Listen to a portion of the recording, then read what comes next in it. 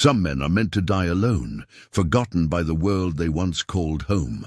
Jude Blackwood believed he was one of them until a desperate woman changed everything with 5 simple words. In 1878, Montana, 53-year-old Jude lives in a cabin he built with his own hands, miles from any town. His wife and 2 sons are buried under the pine trees out back. For 7 years, he's trapped beaver and hunted elk, letting the world pass him by. Then one October evening, a young woman named Ivy shows up at his door. She's pregnant, running from a violent man, and she makes him an offer. She needs a husband for protection, and he needs someone to carry on his name. It's not love she's offering. It's survival. But what happens when 2 broken people make a bargain that could save them both? Before we jump back in, tell us where you're tuning in from, and if this story touches you, make sure you're subscribed, because tomorrow I've saved something extra special for you. The morning ritual never changed. Jude Blackwood rose with the first grey light filtering through the single window of his cabin, his weathered hands automatically reaching for the coffee pot before his mind fully awakened. The floorboards, hewn from pine logs he'd felled himself, creaked under his weight, a sound that had become as familiar as his own heartbeat over the past 7 years. He moved through the motions with the precision of a man who had long ago surrendered to routine. Coffee grounds into the battered tin pot, water from the bucket by the door, kindling added to the banked coals in the stone fireplace. The flames caught and danced, casting shifting shadows across the cabin's interior. Walls chinked with mud and moss, shelves lined with preserved foods in mason jars, a single chair positioned before the hearth. Everything had its place in Jude's world, just as everything had its purpose. The rifle above the mantel, cleaned and oiled each Sunday. The traps hanging from wooden pegs, mended and ready for the season. The stack of pelts in the corner, waiting for his twice-yearly trip to the trading post in Willow Creek.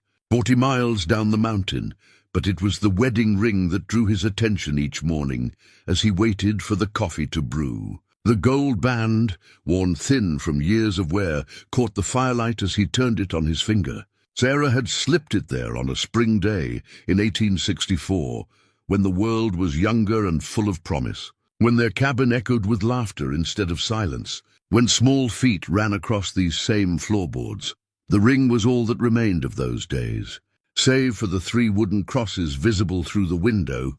Standing sentinel beneath the towering pines, Jude poured his coffee and settled into his chair. The same chair where Sarah used to sit in the evenings, mending clothes while he whittled toys for the boys. The same chair where she'd rocked baby Thomas through his fever, singing lullabies in her soft voice. The same chair where she'd wept when the fever finally took him. Just shy of his 4th birthday, little James had lasted 2 more years before the riding accident. A simple fall from his pony that should have been nothing more than scraped knees and wounded pride. But the boy had struck his head on a boulder, and despite Sarah's desperate nursing, he'd never awakened. 6 years old, with his mother's green eyes and his father's stubborn streak, Sarah had followed them within the year, her heart simply unable to bear the weight of such loss. Jude had found her one morning, still and peaceful in their bed, her hand reaching toward the empty cradles that still sat in the corner of their room. That was 1871, 7 years of mornings just like this one. 7 years of coffee drunk in solitude, 7 years of conversations with ghosts and memories. The routine sustained him, gave shape to days that might otherwise blur together in an endless stream of meaningless time. After coffee came the morning inspection of his trap lines, following paths worn smooth by countless journeys through the dense forest. He knew every tree, every rock, every stream that wound through his territory. The mountains had become his world entire, bounded by ridges and valleys that stretched as far as a man could walk in a day. His nearest neighbor lived 15 miles south, an ancient prospector named Henrik, who ventured up the mountain perhaps 3 times a year to trade news for coffee and tobacco. The growing settlements of Willow Creek and Pine Ridge might as well have been on the other side of the earth, for all the relevance they held in Jude's daily existence. He preferred it that way. The world beyond his mountains was changing too rapidly, filling with people and noise and complications he no longer had the heart to navigate. Here, among the pines and granite peaks, life moved at a pace he could understand. Seasons turned, animals followed their ancient patterns, and a man could live according to rhythms older than civilization. His cabin reflected this philosophy. Built with his own hands during the early years of his marriage, it stood solid and square against the mountainside. Its thick log walls chinked tight against winter winds. The roof, steep-pitched to shed snow, was layered with hand-split shingles that had weathered to a silvered grey. A stone chimney rose from one end, built with rocks he'd quarried from the creek bed a half-mile away. Inside, the space was divided simply. The main room served as kitchen, sitting area and workshop, with Sarah's old rocking chair positioned to catch both the warmth of the fire and the light from the window. A ladder led to a small loft where he stored supplies and rarely used items. The bedroom, separated from the main room by a curtain Sarah had sewn from blue calico, contained little more than a bed, a chest of drawers, and those empty cradles he couldn't bring himself to move. Everything spoke of permanence, of a life built to last. The kitchen shelves held dishes Sarah had chosen, plates and cups that had witnessed countless family meals. The workbench near the window bore the marks of projects spanning years, furniture repaired, tools maintained, toys carved for children who would never play with them. Yet for all its solidity, the cabin felt hollow now, like an echo of the home it had once been. Too large for one man, too quiet for comfort. The silence had weight, pressing down on him during the long winter evenings, when wind howled through the pines and snow piled high against the walls. This October evening had started like all the others. He'd returned from checking his traps as the sun set behind the western peaks, painting the sky in shades of gold and crimson. His catch had been modest, 2 rabbits and a beaver, but sufficient for his needs. The beaver pelt would bring a fair price at the trading post, and the meat would supplement his winter stores. He'd cleaned his catch by lamplight, working with the methodical precision of long practice. The rabbits he'd skinned and quartered, wrapping the meat in oiled cloth before storing it in the cold cellar beneath the cabin floor. The beaver required more careful attention, its pelt valuable enough to warrant extra effort in the preparation. As always, he'd worked in silence, his movements economical and sure. There was satisfaction in such work, a connection to purposes older than memory. His grandfather had been a trapper, and his grandfather's father before him. The skills lived in his hands, passed down through generations of men who had made their living in wild places. By the time he'd finished, full darkness had settled over the mountains. He'd banked the fire, checked the door latch, habit more than necessity in this remote place, and prepared for another solitary evening. Perhaps he'd read from one of the few books that lined a shelf near his chair. Maybe he'd work on the harness he'd been mending, or simply sit and watch the flames dance in the fireplace. He'd poured himself a second cup of coffee, adding a splash of whiskey from the bottle he kept for such purposes. When the knock came, 3 soft raps, barely audible above the whisper of wind through the trees. Jude froze, cup halfway to his lips. In 7 years of solitude, no one had ever knocked on his door after dark. Hendrik announced himself with shouts long before reaching the cabin, and the occasional lost traveler invariably arrived during daylight hours. The knock came again, more insistent this time. Definitely human, definitely deliberate. Jude set down his cup and reached for the rifle, checking automatically that it was loaded before moving to the window. The glass, thick and wavy, revealed only darkness beyond the small circle of light cast by his lamp. "Who's there?" he called, his voice rusty from disuse. "Please," came a woman's voice, thin and strained. "I need help." Jude hesitated, every instinct honed by years of mountain living, screaming caution. Women didn't travel alone through these mountains, particularly not at night. Whatever had brought this one to his door promised complications he'd spent 7 years avoiding, but the voice held genuine desperation, and beneath his carefully cultivated solitude, Jude remained fundamentally decent. He'd never turned away anyone in genuine need, and he wasn't about to start now. He opened the door cautiously, rifle held ready, but not aimed. The sight that greeted him would have been shocking under any circumstances. In the flickering lamplight stood a young woman, perhaps 25 years of age, her dark hair hanging loose and tangled around her shoulders. Her dress, once blue but now stained with mud and worse things, hung in tatters. Dirt streaked her face, and her eyes held the wide, haunted look of prey that had run long and hard from predators. But it was her condition that struck him most forcefully.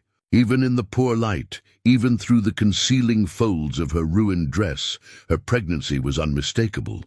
"Ma'am," he said softly, lowering the rifle. "What in God's name brings you up here?" She swayed slightly, exhaustion evident in every line of her body. "I'm sorry to trouble you," she said, her voice carrying the cultured tones of education despite her bedraggled appearance. "I've been walking for 2 days. I saw your light. Walking. From where?" He stepped aside, gesturing her into the warmth of the cabin. Whatever her story, she needed shelter and food before anything else. "Pine Ridge," she said, stumbling slightly as she crossed the threshold. "I had to leave. I couldn't." Her voice broke and she wrapped her arms protectively around her swollen belly. Pine Ridge was 30 miles south through difficult terrain, most of it without any semblance of a trail. That a woman in her condition had managed such a journey spoke to either remarkable determination or absolute desperation. "Sit," Jude said, guiding her to Sarah's chair. "You look ready to fall over." She sank into the chair with a grateful sigh, and in the full light of the cabin, Jude could see the extent of her ordeal. Her hands were scratched and bleeding, her feet barely contained in shoes that had been reduced to little more than leather scraps. But it was the bruises on her face and neck that made his jaw tighten, old bruises, yellowed with age, that spoke of violence endured over time. "What's your name?" he asked, moving to the stove to heat water for tea. "Ivy," she said quietly. "Ivy Morrison." The surname meant nothing to him, but he filed it away nonetheless. "I'm Jude Blackwood. This is my place." She nodded, looking around the cabin with eyes that missed nothing, despite her exhaustion. "You live alone?" "I do." He brought her a cup of tea, watching as she wrapped her hands around it for warmth. "When's that baby due?" Color rose in her cheeks. "Soon, maybe 6 weeks. And the father?" Her hands tightened on the cup. "That's complicated." Jude studied her face, reading the tension there. "I reckon most things are up here. You running from someone?" For a long moment she didn't answer. Then slowly she nodded. "Sheriff Murdoch, in Pine Ridge. She stopped, pressing her lips together. "He what?" "He considers me his property," she said, the words coming out flat and hard. I disagreed with that assessment. There was steel beneath the exhaustion in her voice, a strength that impressed him despite himself. "Property," he repeated. "That's a strong word. It's an accurate one." She met his eyes directly. "He kept me like a thing he owned. When I tried to leave before, he made it clear what would happen if I tried again. But you tried anyway." "I had to." Her hand moved to her belly. "I won't raise a child in that situation." Jude poured himself another cup of coffee, his mind working through the implications. Sheriff Murdoch had a reputation even up here in the mountains, a man who used his badge to take what he wanted and punish anyone who stood in his way. If this woman had been under his protection or control, her escape would not go unanswered. "He'll come looking," he said. Yes, she didn't try to deny it. "Eventually, but this place is so remote and winter's coming. Maybe he'll give up, find someone else to—" "Men like that don't give up," Jude said quietly. "They just get angrier." She was quiet for a long moment, staring into the fire. "I know, but I had to try. I couldn't stay there, not with a child coming." "What about family? People who could help you?" "All gone." Her voice held the flatness that came with old grief. "Parents died of cholera when I was 16. I've been on my own since then, making my way as best I could. And that led you to Pine Ridge. I was working as a school teacher. Murdoch, Sheriff Murdoch, he took an interest. At first, it seemed like protection. A woman alone needs that in a place like Pine Ridge." She laughed bitterly. "I was naive." Jude understood the trap she described. Frontier towns were hard places for women without male protection, and men like Murdoch were skilled at identifying the vulnerable. "How long were you?" 2 years. She said it quickly, as if the words burned. 2 years of being his kept woman, his possession. He made sure everyone in town knew it, made sure I had nowhere else to go. And now you're here. She looked up at him, and he saw something shift in her expression. The desperation was still there, but beneath it was a calculation that surprised him. "Yes, I'm here and I need your help. Lady, I'm not sure what kind of help. Marry me." The words hung in the air between them, so unexpected that Jude wondered if he'd misheard. "What?" "I need a husband," she said, her voice steady now, as if she'd been rehearsing this speech. "Someone who can protect me from Murdoch, give my child a name. You need—" She paused, looking around the cabin again. "You need someone to care for you as you age, someone to carry on your legacy after you're gone." Jude stared at her, coffee cup forgotten in his hands. In all the possibilities he'd considered when he opened his door, this had not been among them. "Ma'am Ivy, you don't know what you're saying. You're tired, scared. I know exactly what I'm saying." She leaned forward, her eyes intense. "I'm not offering love, Mr. Blackwood. I'm offering partnership, survival, for both of us. You don't even know me. I know you live alone in a place that takes considerable skill to survive. I know you opened your door to a stranger in need. I know you haven't thrown me back out into the night, even after I told you I'd bring trouble to your door." She paused. "I know you understand what it means to lose people you love." The last words hit harder than she could have intended. Jude's gaze drifted involuntarily to the window, where the 3 crosses stood barely visible in the darkness. "How could you possibly know that? The cradle's in the corner. The woman's rocking chair. The way you move through this space, like you're trying not to disturb ghosts." Her voice softened. "I know grief, Mr. Blackwood. I recognize it in others." For a long moment neither of them spoke.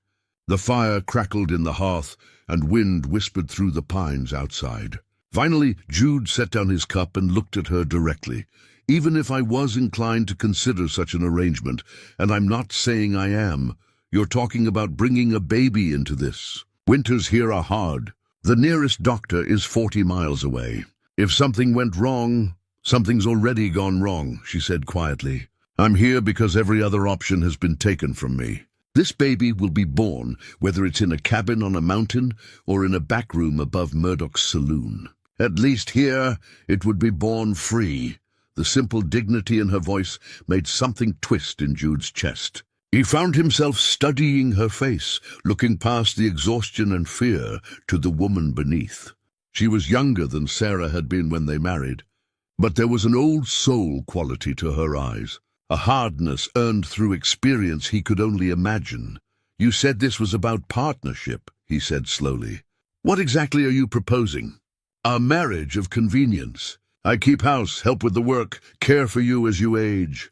You give my child a name and protection from men like Murdoch. When you die, the child inherits whatever legacy you leave behind. And between us—" Color rose in her cheeks again. "Whatever develops naturally, if anything. I won't force affection where none exists, and I hope you wouldn't either." It was a practical arrangement, the kind of bargain that had been struck countless times on the frontier, where survival often mattered more than sentiment. But it had been 7 years since Jude had contemplated sharing his life with anyone.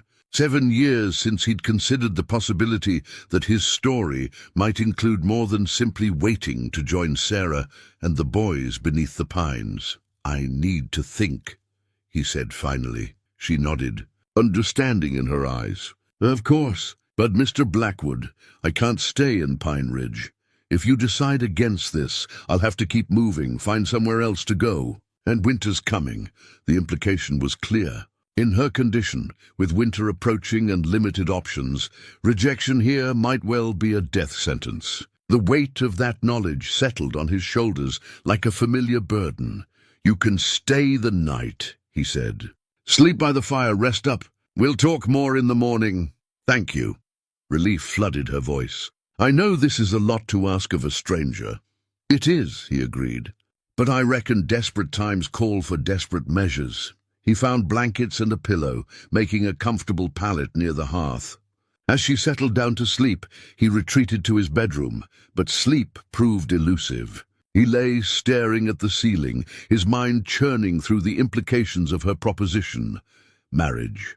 After 7 years of solitude, 7 years of mourning, the word felt foreign on his tongue. But as he listened to her quiet breathing from the main room, he found himself considering not just the practical aspects of her proposal, but the deeper questions it raised.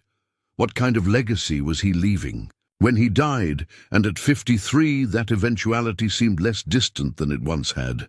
What would remain of Jude Blackwood? An empty cabin, eventually reclaimed by the forest. A few stories told by Henrik to anyone who would listen. A worn trail through the mountains that would disappear within a few seasons. The ring on his finger caught moonlight from the window. Sarah would have wanted him to be happy, he knew that. She'd said as much during her final illness, making him promise not to spend his life mourning her memory. But knowing what she would have wanted and being able to act on it were different things entirely. Outside, an owl called from the darkness, its voice lonely and questioning. Jude closed his eyes and tried to imagine what the morning would bring.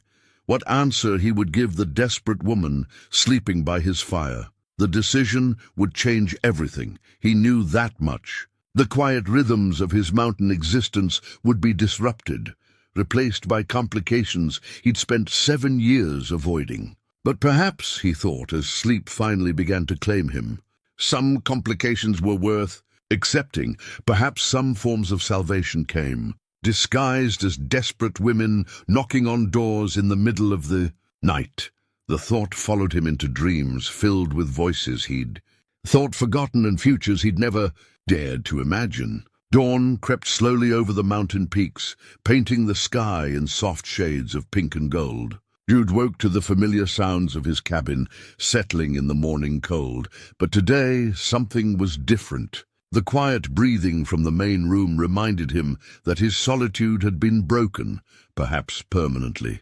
He dressed quietly and slipped out the back door to tend to his morning needs and check on the animals. The 3 wooden crosses caught the early light, standing patient and solemn among the pines. For a moment he paused before them, his hand instinctively moving to the wedding ring on his finger. "What do you think, Sarah?" he whispered to the still air. "What would you have me do?" The only answer was the rustle of wind through the branches overhead. But somehow the sound seemed less lonely than usual. When he returned to the cabin, Ivy was awake, sitting up on her makeshift bed and attempting to smooth her tangled hair. In the morning light, he could see more clearly the extent of her ordeal. Her dress was not just torn, but deliberately ripped in places, as if someone had grabbed at the fabric with violent intent. Dark stains that might have been blood marked the bodice, and the fabric around her wrists was frayed as if she'd been bound. "Good morning," she said softly, her voice hoarse from exhaustion. "I hope I didn't disturb your sleep." "You didn't." Jude moved to the stove, beginning his morning routine of starting the fire and preparing coffee. "How are you feeling?" "Better. Rested." She struggled to her feet, one hand pressed to her lower back. "Mr. Blackwood, about last night, I know my proposal was unexpected. If you've decided against it, I understand. I shouldn't have presumed." "Hold on," he said, holding up a hand. "Let's get some food in you before we talk about anything else. When's the last time you ate?" She considered this. 2 days ago, maybe 3. There was a farmhouse. The woman gave me some bread and milk when I told her I was traveling to visit family." Jude's jaw tightened. 3 days without proper food, in her condition, after walking 30 miles through mountain terrain. Whatever had driven her from Pine Ridge, it must have been severe indeed to risk such hardship. He prepared a simple breakfast of eggs from his chickens, bacon from his smokehouse, and biscuits left over from the previous day. As he worked, he found himself stealing glances at her. Without the desperate exhaustion of the previous night, he could see more clearly the woman beneath the ordeal.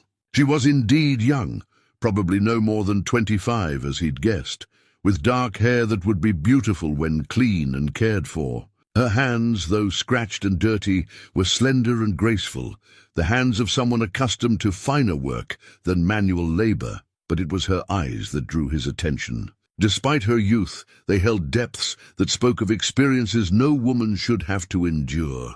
When she thought he wasn't looking, her expression would turn inward, haunted by memories that still held power over her. "Here," he said, setting a full plate before her. "Eat slowly. Your stomach won't be used to rich food." She nodded and began eating with careful restraint, though he could see the effort it took not to devour the meal. Her manners were refined despite her circumstances, confirming his suspicion that she'd been raised with some advantages before whatever path had led her to Pine Ridge and Sheriff Murdoch. "Tell me about him," Jude said, settling across from her with his own plate. "Murdoch," her fork paused halfway to her mouth. "Why?" "Because if I'm considering your proposal, I need to know what kind of danger you're bringing to my door." She set down her fork and looked directly at him. "The worst kind. Sheriff Murdoch isn't just a lawman who abuses his authority. He's a man who believes the world exists for his pleasure. Women, especially, exist only to serve his needs, and I was his latest acquisition." The words came out clipped and hard. "When I arrived in Pine Ridge to take the teaching position, I thought I was fortunate to have the sheriff's protection. A single woman in a frontier town needs that, or so everyone told me." She stood and walked to the window, her arms wrapped protectively around herself. "At first it seemed innocent enough. He'd escort me to and from the schoolhouse, make sure the rougher elements in town knew I was under his watch. I was grateful. When did it change?" "Gradually. He began expecting me to have dinner with him at the hotel. Then he insisted I needed better lodging, a room above the saloon where he could keep a closer eye on me. Before I knew it, I wasn't allowed to leave without his permission. Other men in town wouldn't even look at me, much less speak to me. I was his, whether I'd agreed to it or not." Jude felt a familiar anger building in his chest, the same rage he'd felt during the war when he'd witnessed the strong preying on the weak. "How long before he forced himself on you?" She flinched at the blunt question, but answered with the same directness. 6 months. By then, I was completely isolated. He'd made it clear to everyone that I belonged to him, and he'd made it equally clear to me what would happen if I tried to resist or run. "He hurt you?" "Yes." She turned from the window, and he could see the shadows of old bruises on her throat. Not enough to mark me where others could see, but enough to make his point. "I learned to comply, to smile when he wanted me to smile, to play the role of the grateful woman under his protection. And the baby?" "His, obviously." "When I told him, he was pleased. Said it proved I belonged to him completely now. That I could never leave because no decent man would want another man's leavings. Especially carrying his bastard." The casual cruelty in the words made Jude's hands clench into fists. "But you tried to leave anyway." "Not at first. For months I told myself it could be worse. I had food, shelter, safety of a sort. The baby would be born with some measure of protection." She returned to her chair, her movements careful and deliberate. "But then I realized what kind of life that would be for a child. Growing up knowing their mother was nothing more than property, that violence was the natural order of things. So you ran. I planned it for weeks. Murdoch had been called away to the territorial capital on business, some kind of hearing about his conduct, though nothing would come of it. He left 2 of his men to watch me, but they were lazy and drunk most of the time." She pulled up her sleeve, revealing rope burns around her wrists. "I waited until they were both passed out, then worked free of the ropes they used to tie me to the bed at night. I took what food I could carry, some clothes, and left through the back window. In your condition, 30 miles through the mountains. I know it was dangerous, but staying was more dangerous. For me and for the baby." Her hand moved protectively to her belly. "I couldn't let a child grow up thinking that was normal, that women exist to be used and discarded at men's pleasure." Jude studied her face, seeing the steel beneath the exhaustion. This was not a woman who had run from a bad situation on impulse. This was someone who had carefully weighed her options and chosen the path that offered the best chance for her child's future. "Regardless of the cost to herself, he'll come after you," he said. "Yes. When he returns and finds me gone, he'll be furious. Men like Murdoch don't accept defiance, especially from women."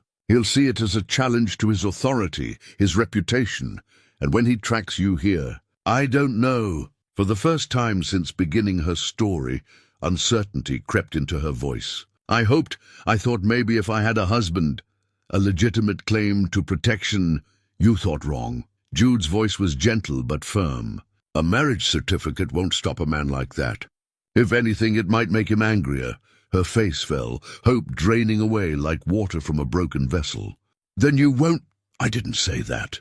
He stood and walked to the mantel, his fingers tracing the stock of his rifle. But I need you to understand what you're asking. If I marry you, if I take on the responsibility of protecting you and your child, there's a good chance it'll come to violence. Are you afraid of him? Jude turned to meet her gaze. Ma'am, I've been afraid of better men than Sheriff Murdoch. But I've also buried better men than him. When the situation called for it, something shifted in her expression. Surprise, perhaps, or a reassessment of the quiet mountain man she'd taken for a simple trapper. You were a soldier, among other things. He returned to his chair, suddenly feeling the weight of old memories. The point is, if I agree to this arrangement, I'm not just taking on a wife and child. I'm taking on a war, I know. And I know it's not fair to ask that of you, but I don't have anywhere else to go, anyone else to turn to. Her voice broke slightly. I'm not asking you to love me, Mr. Blackwood.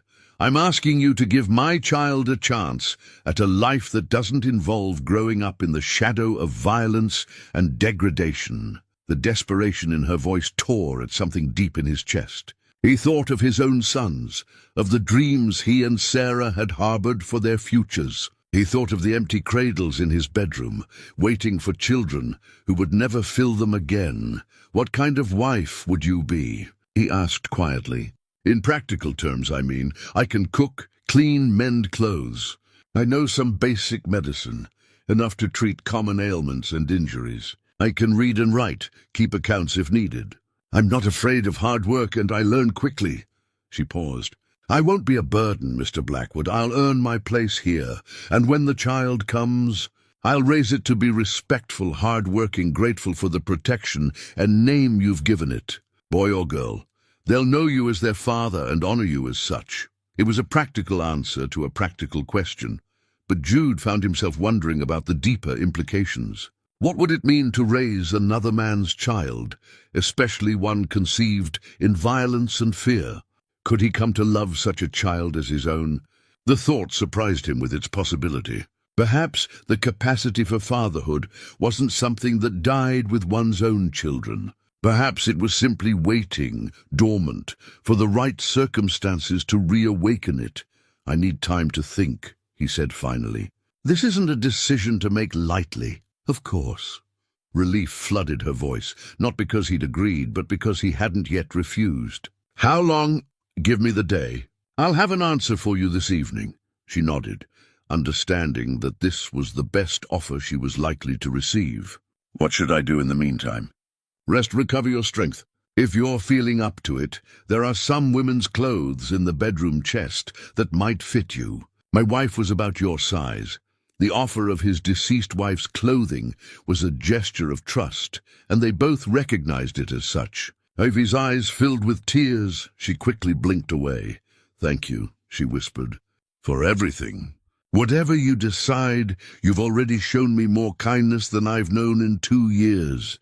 Jude nodded and rose from the table. I'll be checking my trap lines. Help yourself to whatever you need. He left her sitting by the fire. The torn and bloodied dress, the artifact of her violent escape, a stark reminder of the life she was fleeing and the choice that lay before him. As he walked into the forest, following paths worn smooth by years of solitary journeys, he found himself contemplating not just the practical aspects of her proposal, but the deeper question it raised. After 7 years of existing rather than living, was he ready to rejoin the world of the living? Was he prepared to exchange the safety of his grief for the dangerous possibility of hope? The mountain offered no easy answers, but as the sun climbed higher in the autumn sky, Jude Blackwood began to understand that some decisions couldn't be made with the mind alone. Some required the heart to take risks that logic would never approve.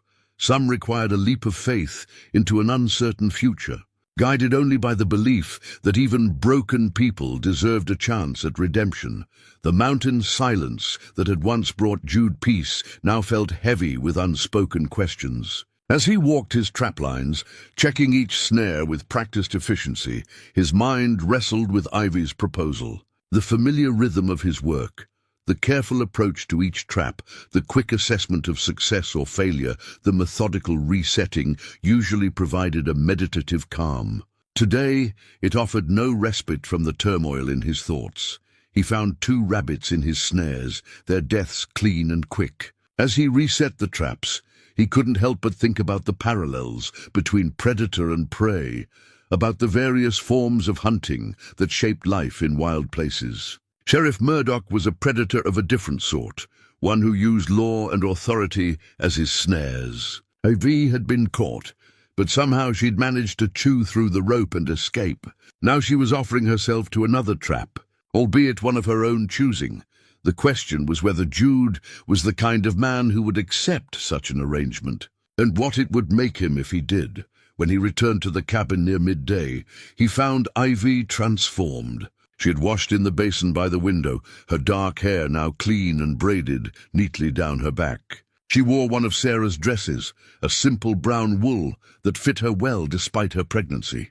The sight of another woman in his wife's clothing should have felt like sacrilege, but instead it seemed somehow right, as if Sarah's things were being given new purpose rather than simply gathering dust. "I hope you don't mind," Ivy said, smoothing the skirt self-consciously. "My own dress was beyond saving. It suits you." He hung his rifle on its pegs and moved to wash his hands. "You look rested. I feel human again." She had prepared a simple lunch, bread, cheese and tea, and set it on the table. "I found your root cellar. You're well prepared for winter. 7 years of living alone teaches a man to be self-sufficient." He sat across from her, noting how naturally she had fallen into the domestic routine. "You move around the kitchen like you know what you're doing. I kept house for my parents until they died, then for myself afterward. It's not difficult work when you're doing it by choice rather than compulsion." She poured tea for both of them, her movements graceful despite her condition. "Mr. Blackwood, I've been thinking about what I said last night, about marriage and partnership, and I realize I may have sounded calculating, reducing everything to practical arrangements. I want you to know that's not—" She paused, searching for words. "I'm not incapable of affection. What I experienced with Murdoch hasn't destroyed that part of me entirely. I simply don't want you to feel obligated to pretend feelings that don't exist." Jude studied her face, seeing the vulnerability beneath her careful composure. "What are you saying?" "I'm saying that if we do this, I'd like us to be honest with each other. If friendship develops, wonderful. If something deeper grows over time, I wouldn't be opposed to it. But I won't pretend to love you simply because you've given me shelter. And I hope you won't feel obligated to pretend the same." It was a mature perspective, one that spoke to hard-won wisdom about the nature of relationships. "You've given this considerable thought." "I had 3 days of walking to think about very little else." She smiled slightly, the first genuine expression of warmth he'd seen from her. "A woman in my position can't afford to be romantic about these things. But that doesn't mean I want a cold arrangement either. What do you want?" "Partnership, as I said. Mutual respect. The possibility of friendship, maybe more if it develops naturally." She met his eyes directly. "I want my child to grow up in a home where people treat each other with kindness, even if they don't share passionate love." The simple dignity of her answer impressed him. "And if I decide against this, then I'll thank you for your kindness and move on. I won't impose on your hospitality longer than necessary." "Where would you go?" "I don't know. Further west, perhaps. California, if I can make it that far before the baby comes." Her hand moved instinctively to her belly. "It's not an ideal plan, but I've survived worse odds." Jude doubted that, but he admired her determination not to become a burden. "Show me what else you can do," he said. "Around the place, I mean. If we're talking about partnership, I need to know what kind of partner you'd be." Relief flickered in her eyes, not because he'd agreed, but because he was taking her seriously enough to investigate the practical aspects. "What would you like to see?" He spent the afternoon showing her around his property, explaining his systems and routines while observing her responses. She asked intelligent questions about his root cellar storage methods, examined his smokehouse with professional interest, and demonstrated her knowledge of preserving food for winter. When they reached his small vegetable garden, now mostly harvested for the season, she knelt carefully to examine the soil and remaining plants. "You've got good drainage here, and the southern exposure is perfect," she said, pulling a few late carrots from the ground. "With some planning, you could expand this considerably.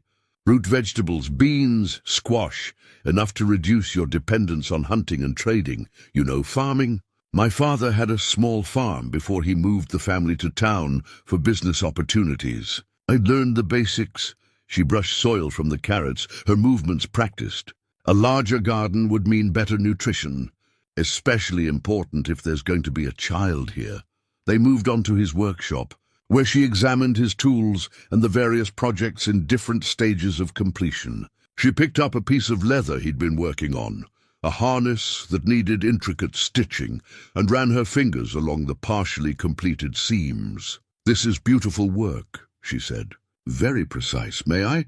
He handed her the leather punch and all, watching as she continued the pattern he'd started. Her stitches were small and even, her technique sure, despite the awkwardness of working around her pregnancy. "Where did you learn leather work?" "My father made saddles and harnesses before he tried his hand at other businesses. He taught me the basics, said a person never knew when practical skills might be needed." She set down the tools and flexed her fingers. "I'm out of practice, but it comes back quickly." As they walked back toward the cabin, Jude found himself mentally cataloging her abilities. Cooking, cleaning, basic medicine, farming, leatherwork, reading and writing. She was considerably more skilled than most frontier women, certainly more than most women in her desperate circumstances would be expected to be. "You're not what I expected," he said as they reached the porch. "What did you expect? Someone more fragile, I suppose. Someone broken by what she'd been through." "I am broken," she said quietly, "but not destroyed. There's a difference." Inside the cabin, she began preparing dinner without being asked, moving around his kitchen with increasing familiarity. As she worked, she spoke about practical matters, where things were stored, how his systems could be improved, what additional supplies might be needed if another person were to live here permanently. "You have most of what's needed," she said, stirring a pot of stew she'd made from vegetables and preserved meat. "But winter clothing for a woman, additional bedding, medical supplies for the birth, those would be necessities. The nearest town with a proper general store is 40 miles. "I know. I'd need to make a list, plan carefully. One trip would have to suffice." She paused in her stirring. "Assuming, of course, that you decide this arrangement makes sense." As they ate dinner, Jude found himself studying not just her words but her entire manner. She was comfortable with domestic work but not subservient. She offered opinions without being pushy, showed initiative without overstepping bounds she couldn't yet define. Most importantly, she seemed genuinely interested in partnership rather than simply seeking a protector. "There's something I need to show you," he said after they finished eating. He led her to the bedroom, where Sarah's cedar chest sat at the foot of the bed. The wood was smooth and dark with age, carved with roses his wife had traced herself when they were young and planning their future together. Inside, wrapped carefully in tissue paper, lay Sarah's wedding dress, cream silk with tiny pearl buttons, preserved with lavender and cedar shavings. "She wore this when we married," he said, his voice rough with memory. 16 years old, prettiest thing I'd ever seen. Insisted on white silk, even though we were living in a cabin in the wilderness." Ivy touched the fabric gently, reverently. "It's beautiful." "She must have been lovely." "She was." He closed the chest carefully. "I've been thinking about your proposal all day. About what Sarah would want, what's right, what makes sense. And I think—" He stopped, suddenly uncertain. The words that would change both their lives forever seemed too weighty for casual utterance. "I think we should try it. The arrangement you proposed, Joy and relief flooded her face, quickly replaced by practical concern. "Are you certain? Once we do this, there's no taking it back. Murdoch will never stop looking for me, and you'll be involved whether you want to be or not. I'm certain." As he spoke the words, Jude realized they were true. For the first time in 7 years, he was choosing to move forward rather than simply enduring. "We'll need to make it legal as soon as possible. There's a circuit preacher who comes through Willow Creek once a month. If we can get word to him, Mr. Blackwood." "Jude, thank you." Tears started in her eyes. "I promise you won't regret this. I'll be a good wife, a good partner. I'll earn my place here." "I know you will." He found himself oddly moved by her gratitude, by the simple fact that his decision could mean so much to another person. "We'll make it work, Ivy. Whatever comes, we'll face it together." As they prepared for sleep, she by the fire, he in his solitary bedroom, Jude reflected on the strange turns his life had taken. Yesterday he had been a man waiting to die. Tonight he was a man preparing to become a husband and father again. The transformation felt both terrifying and oddly liberating. For 7 years he had existed in a state of suspended animation, neither fully alive nor completely dead. Now, with a simple yes to a desperate woman's proposal, he had chosen to rejoin the land of the living, whatever the cost, whatever the consequences. Jude Blackwood was ready to discover what came next. The next morning brought the first frost of the season. Silver crystals coating the pine needles and turning the meadow grass brittle underfoot. Jude woke to find Ivy already up, tending the fire and preparing coffee with the quiet efficiency of someone accustomed to early rising. She had braided her hair differently, he noticed, a practical style that would stay neat during work. "Good morning," she said softly, not wanting to wake him if he'd still been sleeping. "I hope the fire didn't disturb you. You're up early." He pulled on his boots and jacket, noting how natural it felt to have another person moving about his cabin in the morning. 7 years of solitude hadn't prepared him for how quickly he could adapt to companionship, old habit. When you're dependent on someone else's moods and schedules, you learn to be ready before they expect you to be. She handed him a cup of coffee, their fingers brushing briefly in the exchange. "What needs doing today?" It was a simple question, but it marked a fundamental shift in how Jude thought about his daily routine. For years, each day had been structured around his needs alone, his trap lines, his hunting, his maintenance tasks. Now he found himself considering what we needed to accomplish rather than what I had planned. "There's firewood to split and stack," he said, settling into his chair. "Winter's coming fast, and we'll need more than I usually cut for one person. The roof over the back room needs some attention before the snow flies.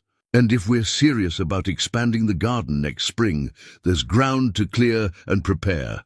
I can help with most of that." She sat across from him, cradling her own cup for warmth. "Maybe not the roof work, given my condition, but the rest I can manage." Over breakfast, they discussed the practical details of merging their lives. Ivy would need winter clothing, as she'd mentioned, but also personal items that would make the cabin feel like home rather than simply shelter. They would need to establish routines that accommodated both her pregnancy and the increased workload of supporting 2 people through a mountain winter. "There's something I've been working on," Jude said, finishing his eggs. "Something I started years ago but never finished. Come with me."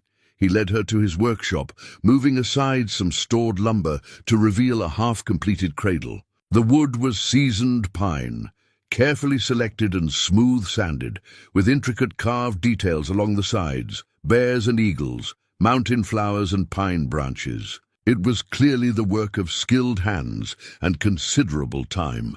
Sivy drew in a sharp breath, her hand moving instinctively to her belly. "You made this?" "Started it for—" He cleared his throat, old grief catching his words. "For my sons. When Sarah was expecting Thomas, then again when James was on the way. Never could bring myself to finish it after. She ran her fingers along the carved bears, tracing the detail with obvious appreciation. "It's beautiful work, like art. It's just a cradle." "No," she said firmly. "It's more than that. It's love made tangible. Hope carved in wood. She looked up at him, tears threatening. Would you finish it? For this baby. The question hung between them, laden with implications neither of them fully understood yet. Finishing the cradle would mean accepting not just Ivy into his life, but the child she carried. It would mean allowing himself to hope again, to invest emotionally in a future that included the laughter and chaos of children in his home. I'd like that, he said quietly. I'd like to finish it. They spent the morning working together, Ivy holding boards while Jude measured and cut, passing him tools as he fitted joints and sanded rough edges. She had good instincts for woodworking, understanding what he needed often before he asked for it.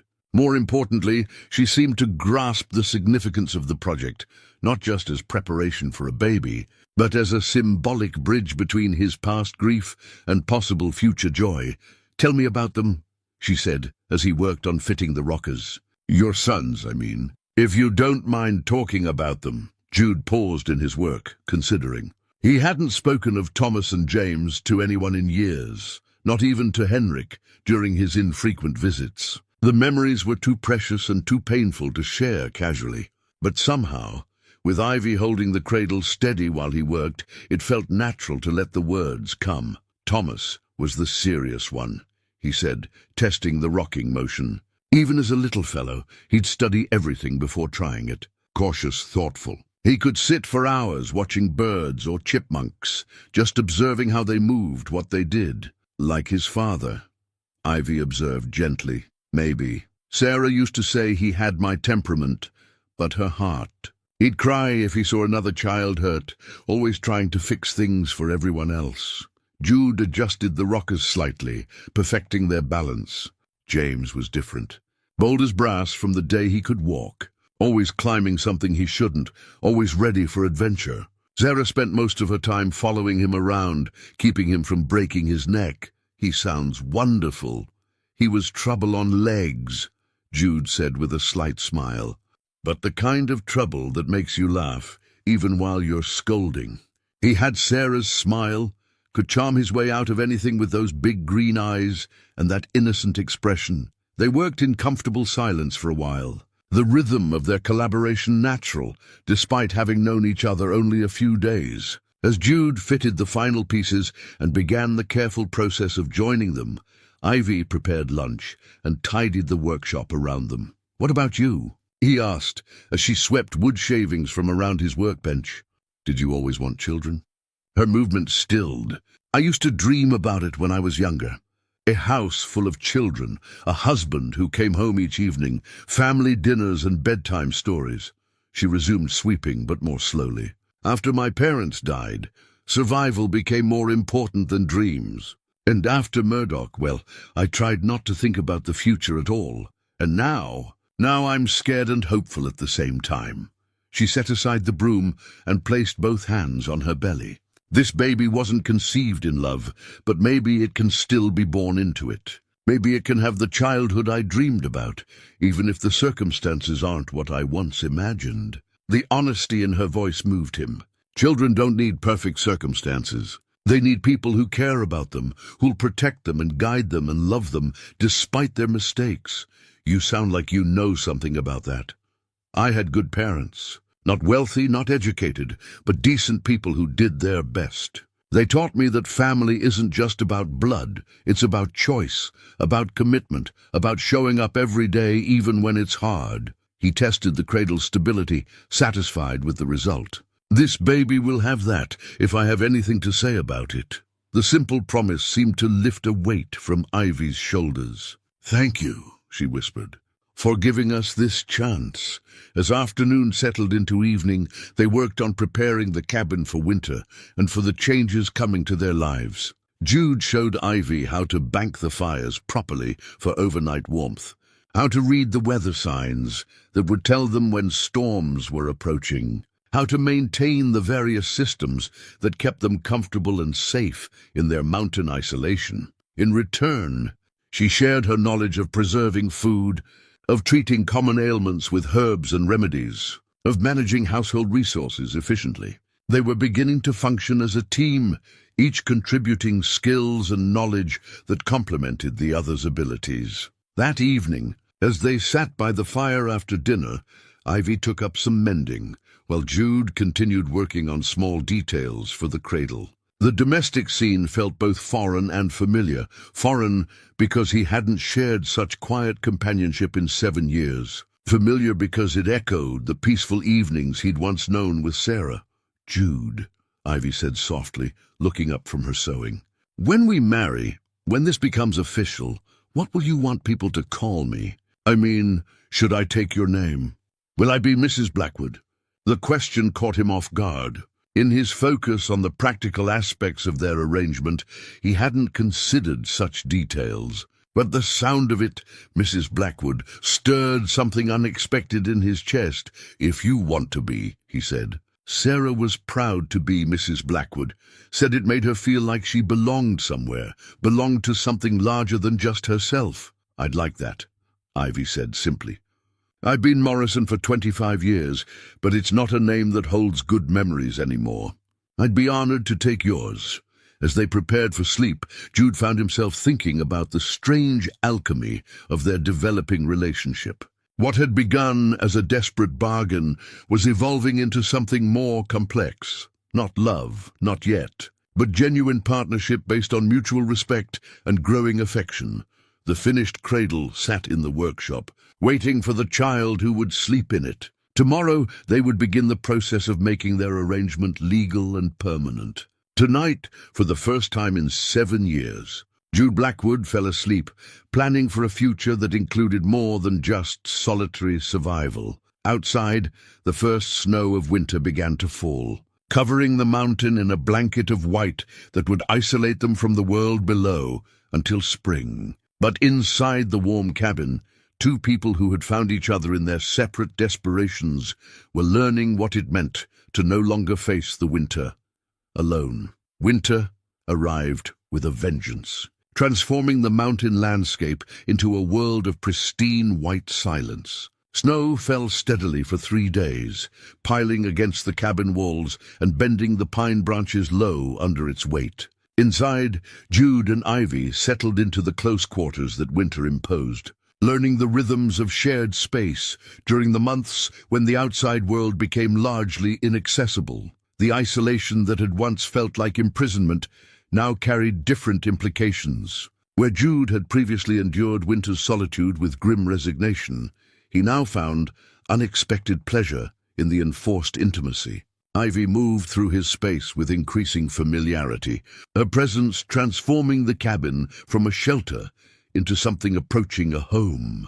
"Tell me about the rifle," she said one evening as they sat by the fire, her hands busy with knitting needles and yarn she'd found in Sarah's sewing basket. Outside, wind howled through the trees, but inside the cabin was warm and bright with lamplight. Jude looked up from the harness he was mending, following her gaze to the weapon mounted above the mantel.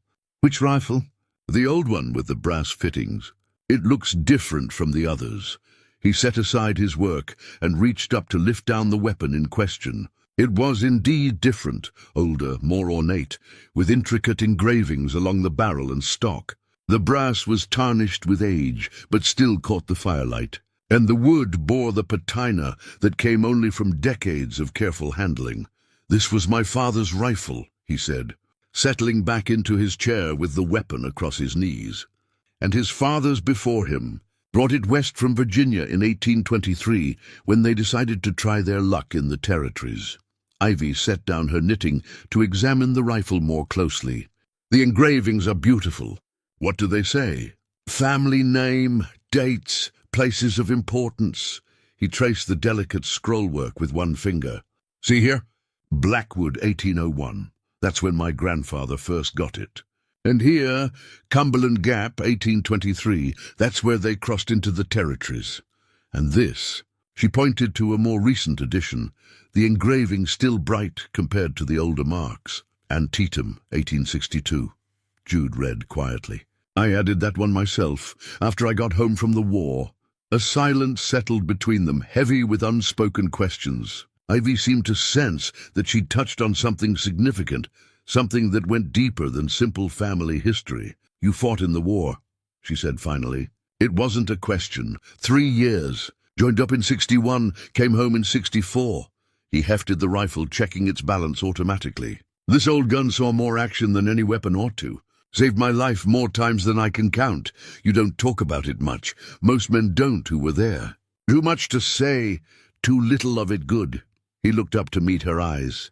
But if we're going to be married, if we're going to build a life together, you should know something about the man you're binding yourself to. I'm listening. Jude leaned the rifle against his chair and stared into the fire, gathering his thoughts. I wasn't the same man when I came home that I was when I left. The war, it changes you, strips away illusions about what people are capable of doing to each other. I saw good men die for bad reasons, bad men survive when better ones didn't. I did things I'm not proud of, and I failed to do things I should have. Like what? Like stopping some of the worst excesses. Like speaking up when officers made decisions that got men killed unnecessarily. Like staying human when everything around me was pushing towards something else. He was quiet for a long moment. Sarah understood somehow.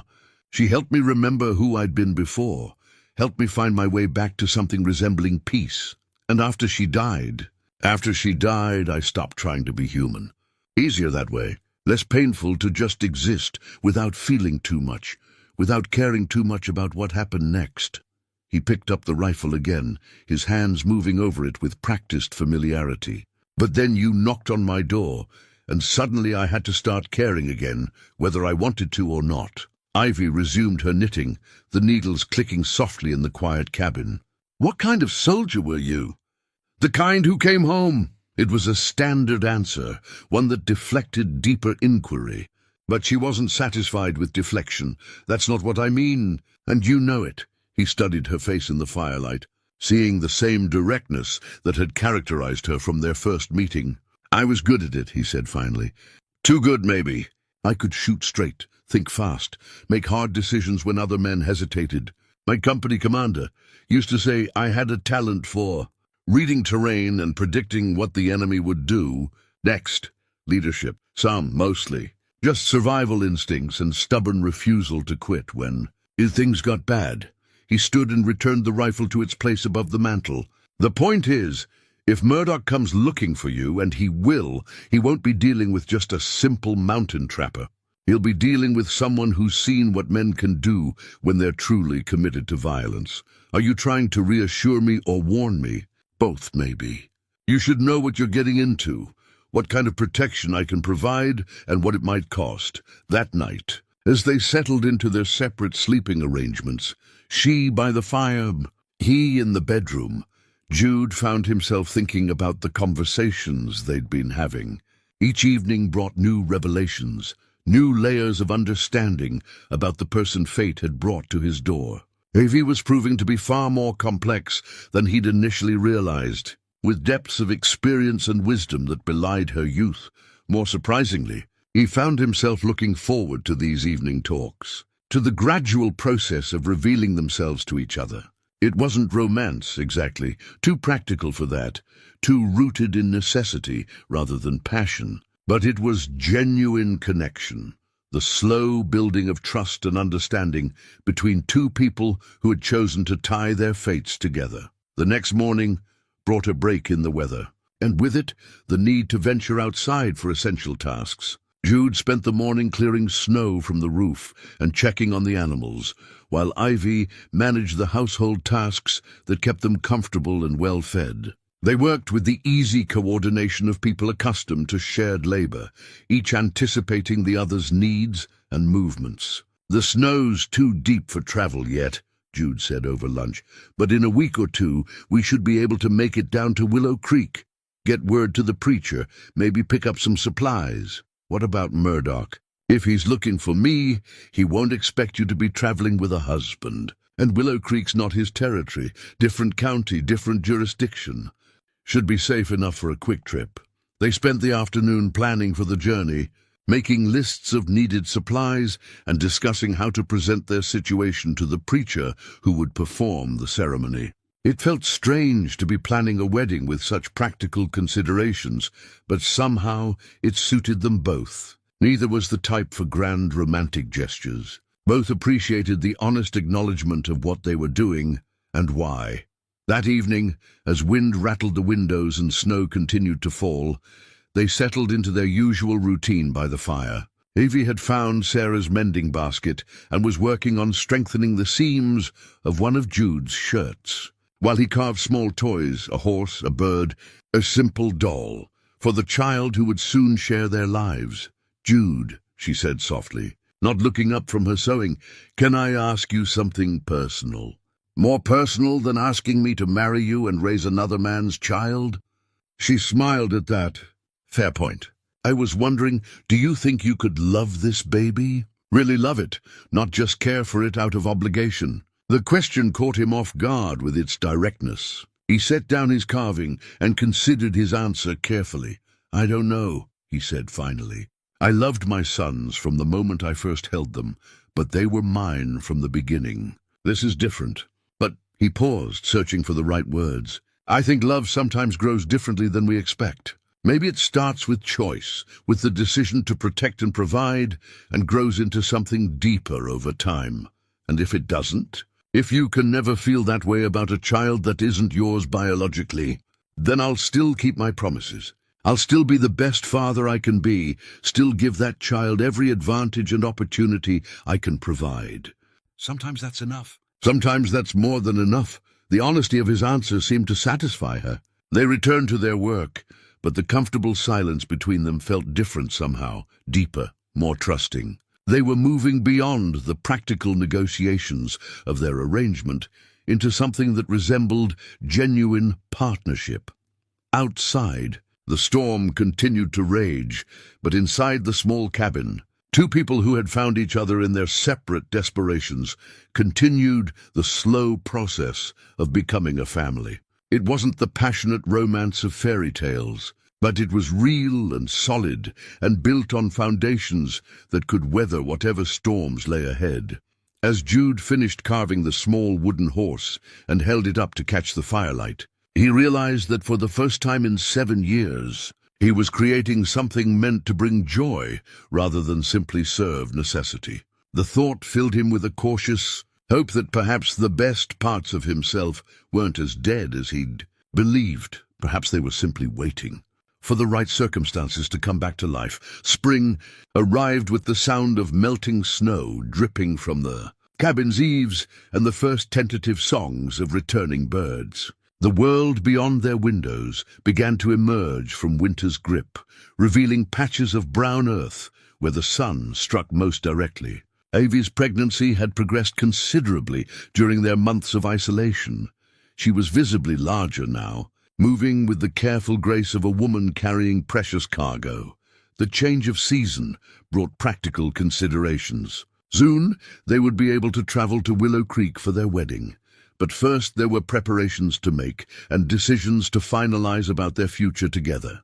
More importantly, there were conversations to have about things they'd avoided discussing during the long winter months. Jude was splitting kindling when the postrider arrived, the first outside contact they'd had since the snows began.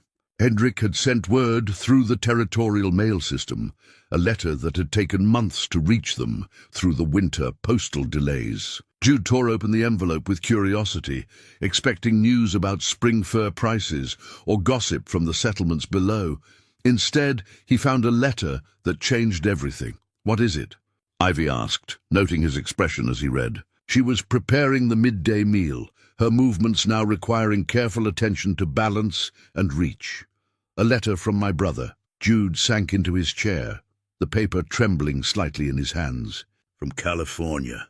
I haven't heard from Wesley it must be 8 years. What does he say?" Jude read aloud, his voice catching slightly on the familiar handwriting. "Dear Jude, I hope this letter finds you well, and that the years have been kinder to you than they were when we last corresponded. I know we parted on difficult terms after Sarah's funeral, and I've regretted my harsh words ever since. A man shouldn't let pride keep him from family, and I've been a fool to wait so long to reach out."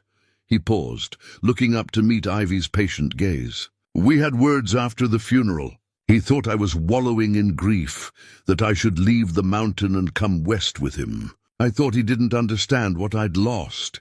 Keep reading, she said gently. I'm writing because my circumstances have changed considerably. The land speculation business has been good to me, better than I ever hoped when I left Montana. I own considerable property now in the Sacramento Valley, good farmland that needs experienced hands to work it properly. I'm getting older, Jude, and I have no sons to pass this on to. I keep thinking about the skills Father taught us, the way we used to work together before the war changed everything.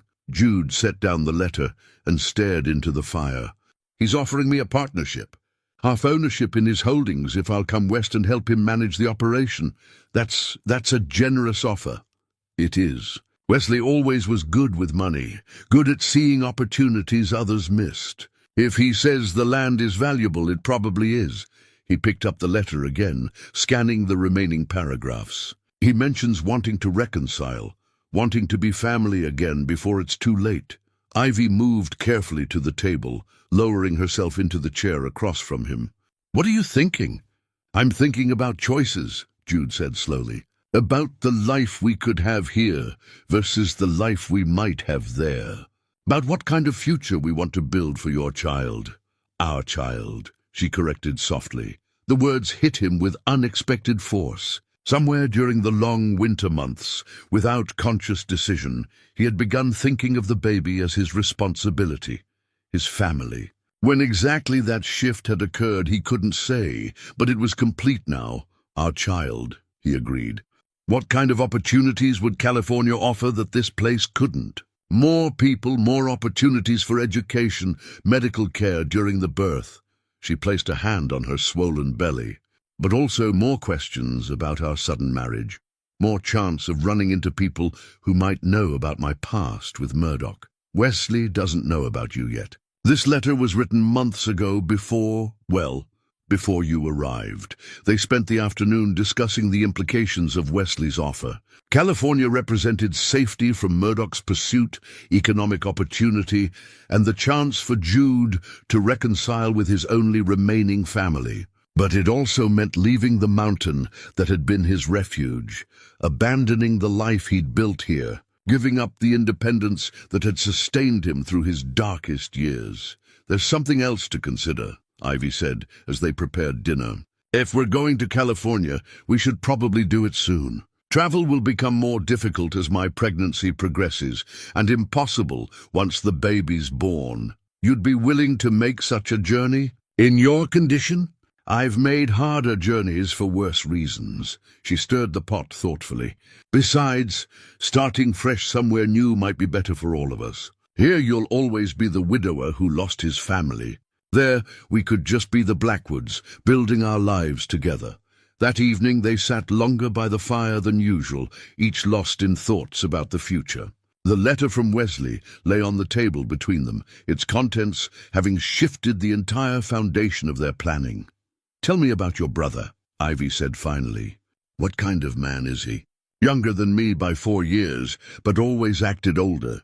More ambitious, more willing to take risks. He left home when I was still farming with Father, went west to seek his fortune.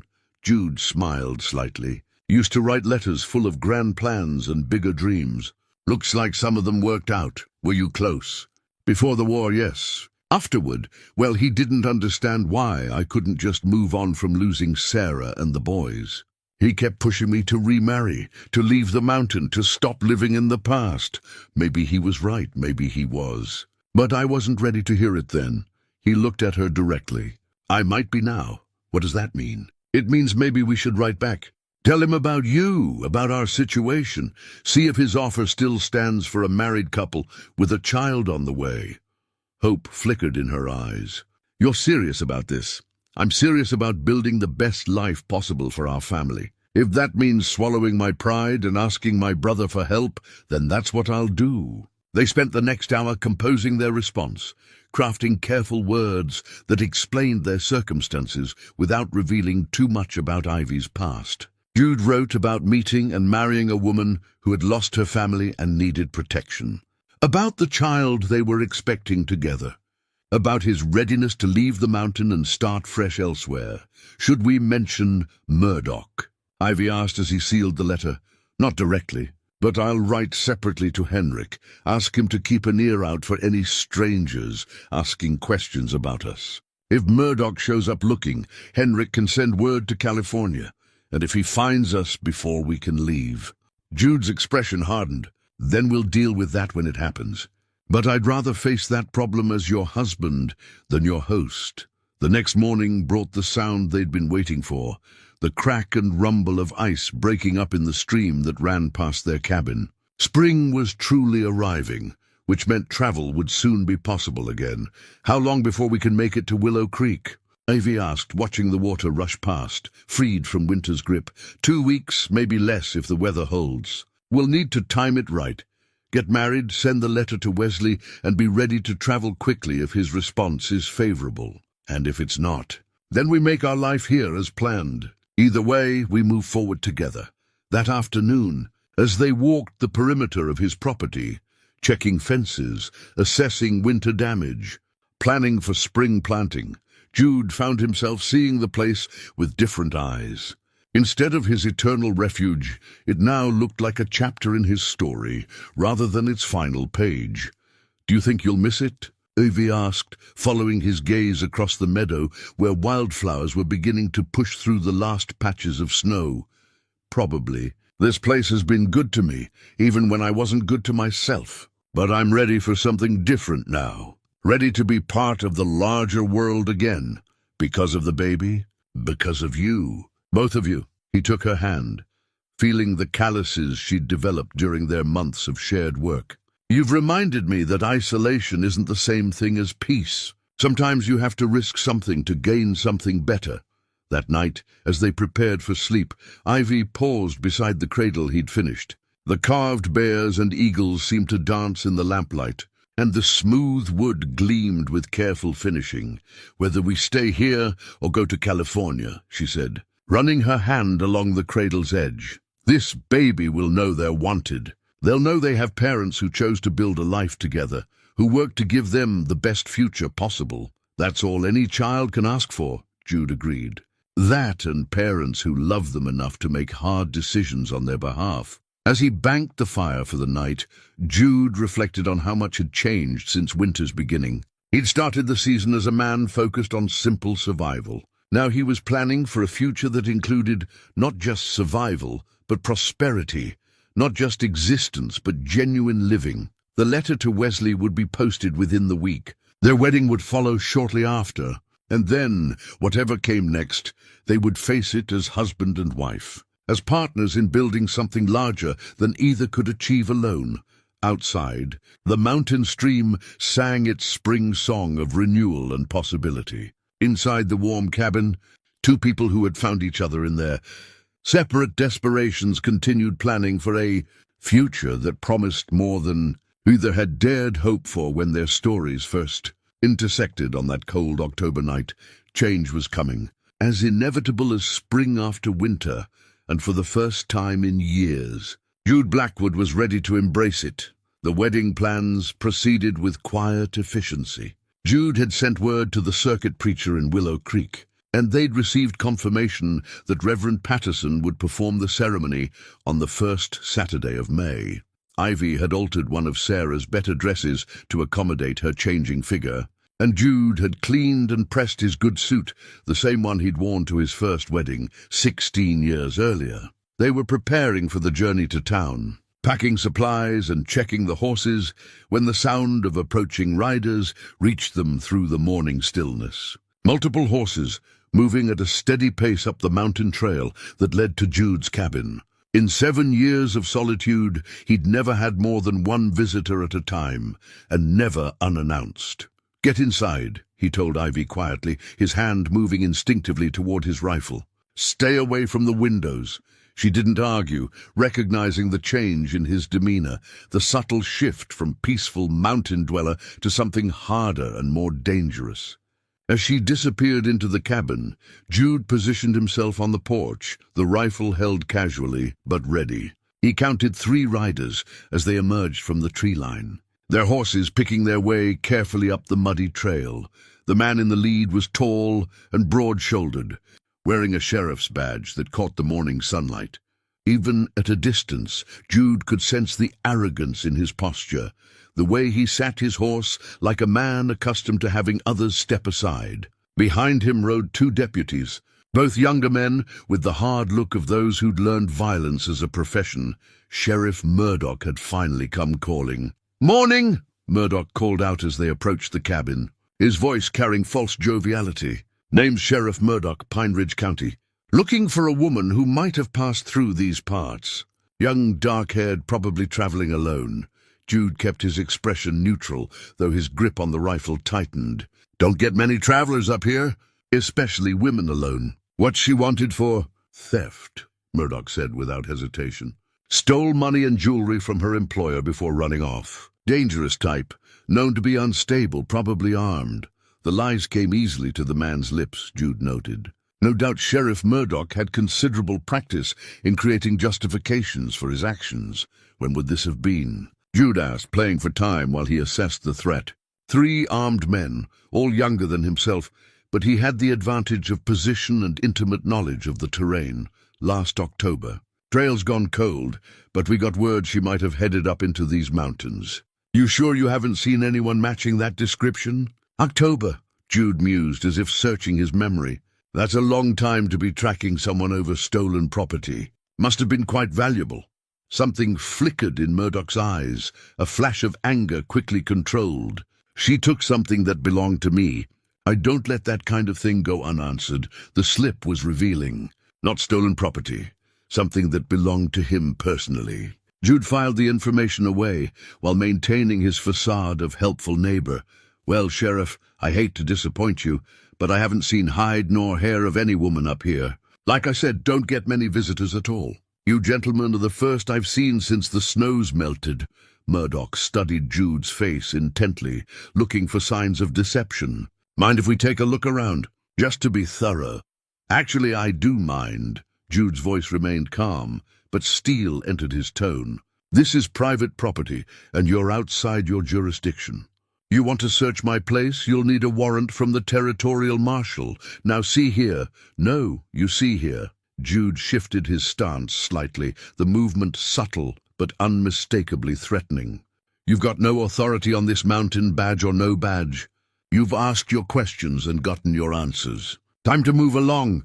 The 2 deputies' hands drifted toward their weapons, but Murdoch held up a restraining gesture. He was studying Jude with new attention, reassessing the man he'd initially dismissed as a simple mountain hermit. "You military?" he asked suddenly. "Was. Long time ago. Thought so." "You've got that look about you." Murdoch leaned forward in his saddle. "Let me be plain, Mr. Blackwood. Jude Blackwood. Mr. Blackwood, the woman I'm looking for is my property. She belongs to me, and I mean to have her back. If I find out you've been harboring her, lying to a law officer, there'll be consequences." "Is that a threat, Sheriff?" "It's a promise." Murdoch's mask of false civility finally slipped completely. "I know she came this way. Maybe not directly to you, but somewhere up in these mountains. And I'll find her, with or without your help. Then you'd better get started. Lot of territory to cover, and winter's coming again before you know it." The verbal sparring might have continued, but Ivy chose that moment to step onto the porch, her pregnancy obvious even beneath the loose dress she wore. All 3 men's attention snapped to her, and Jude saw Murdoch's eyes narrow as he took in her appearance. "Good morning, gentlemen," she said calmly, moving to stand beside Jude. "I couldn't help but overhear. You're looking for someone?" Murdoch's gaze raked over her face, searching for recognition, but Ivy had changed considerably during her months on the mountain. Her hair was different, her face fuller and healthier than when she'd fled Pine Ridge. Most importantly, she carried herself with the confident bearing of a woman under protection rather than the hunted desperation she'd shown when she first arrived. "My wife," Jude said smoothly, placing a possessive hand on her shoulder. "Ivy, these gentlemen are from Pine Ridge. They're looking for a woman who supposedly stole something." "How terrible," Ivy said with perfect sincerity. "I hope you find her and recover what was taken. Murdoch continued staring at her, suspicion and frustration warring in his expression. "Have we met before, Mom? You look familiar." "I don't believe so. I would remember meeting a sheriff." She smiled politely. "My husband and I keep to ourselves up here. We don't get to town often, especially with the baby coming."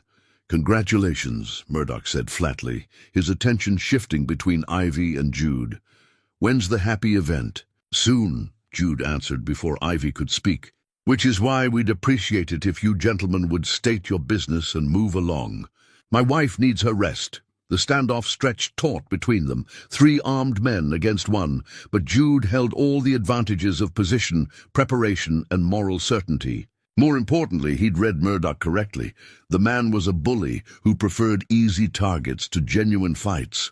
"Well," Murdoch said finally, straightening in his saddle, "guess we'll be moving on then. But Mr. Blackwood," he fixed Jude with a hard stare, "if you happen to remember anything about visitors last fall, anything at all, you can find me in Pine Ridge. I'd consider it a personal favor if you'd let me know. I'll keep that in mind." Jude replied evenly. The 3 men turned their horses and began the descent down the mountain. But Murdoch looked back once, his gaze lingering on Ivy's face as if memorizing her features. When they finally disappeared into the trees, Jude and Ivy remained frozen on the porch for several minutes, listening to the fading sound of hoofbeats. "He knows," Ivy whispered finally, her composure cracking. "He knows it's me, he suspects, but he can't prove anything, and he can't act on suspicion alone." Jude guided her back inside the cabin, his mind already working through the implications of Murdoch's visit. "The question is what he'll do next. He'll be back, with more men probably. And next time he won't be so polite about searching the place. Maybe, or maybe he'll try a different approach." Jude moved to the window, watching the trail where the riders had disappeared. Men like Murdoch don't like being challenged in front of their subordinates. His authority took a hit today, and he'll want to restore it. What kind of different approach? The kind that doesn't involve warrants or jurisdiction or playing by rules. Jude turned from the window, his expression grim. "We need to accelerate our timeline. Get married this week, send that letter to Wesley, and be ready to leave for California immediately if necessary. And if he comes back before then?" Jude's hand moved to his father's rifle, hanging above the mantel. The brass fittings seemed to gleam with renewed purpose, and the weapon itself felt heavier with the weight of family legacy and protective responsibility. "Then we'll be ready for him." That afternoon, they worked with quiet intensity to prepare for multiple contingencies. Jude cleaned and checked all his weapons, ensuring they were loaded and easily accessible. He showed Ivy how to use his shotgun, a simple weapon that didn't require precision marksmanship, and positioned spare ammunition throughout the cabin. More importantly, they planned escape routes and hiding places. If Murdoch returned with overwhelming force, they needed options beyond direct confrontation. "There's a cave system about 2 miles north," Jude explained, sketching a rough map. "Natural formation, multiple entrances, easy to defend but hard to assault. I've got supplies cached there, food, blankets, ammunition. If things go bad here, that's where we go." "What about the horses?"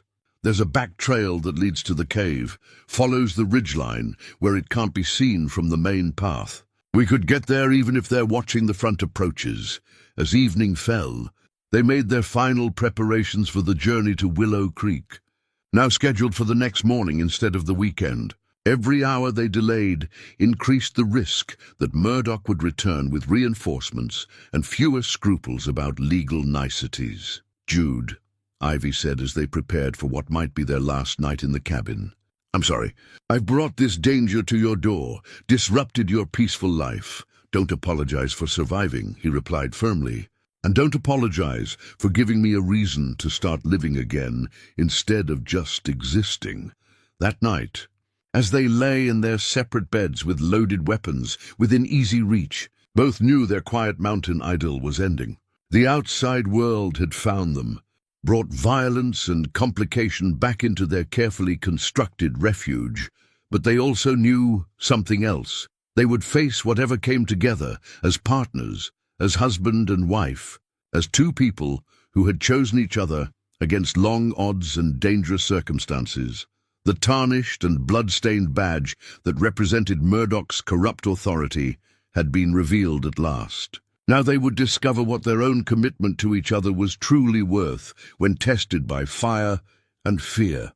Outside, the mountain night was still and peaceful, but inside the cabin, two people prepared for war. They left for Willow Creek before dawn, traveling the back trails that Jude knew would keep them hidden from casual observation. Ivy rode Sarah's old mare, a gentle animal that could handle the mountain paths despite her rider's condition, while Jude led the way on his sturdy gelding, constantly scanning their surroundings for signs of surveillance. The journey took most of the day, but they reached Willow Creek without incident. The small town bustled with the activity of spring, merchants restocking after winter, farmers preparing for planting season, families emerging from months of isolation to conduct business and socialize. To any casual observer, they were simply another frontier couple come to town for supplies and perhaps a wedding. Reverend Patterson proved to be a practical man in his 60s, weathered by years of serving scattered communities across the territory. He asked few questions about their circumstances, accepting Jude's explanation that they were mountain folk who preferred privacy and wanted a simple ceremony. The legal documentation was straightforward: names, ages, witnesses drawn from townspeople willing to serve the function. Do you, Jude Blackwood, take this woman to be your lawfully wedded wife, to have and to hold, in sickness and in health, for richer or poorer, as long as you both shall live? I do.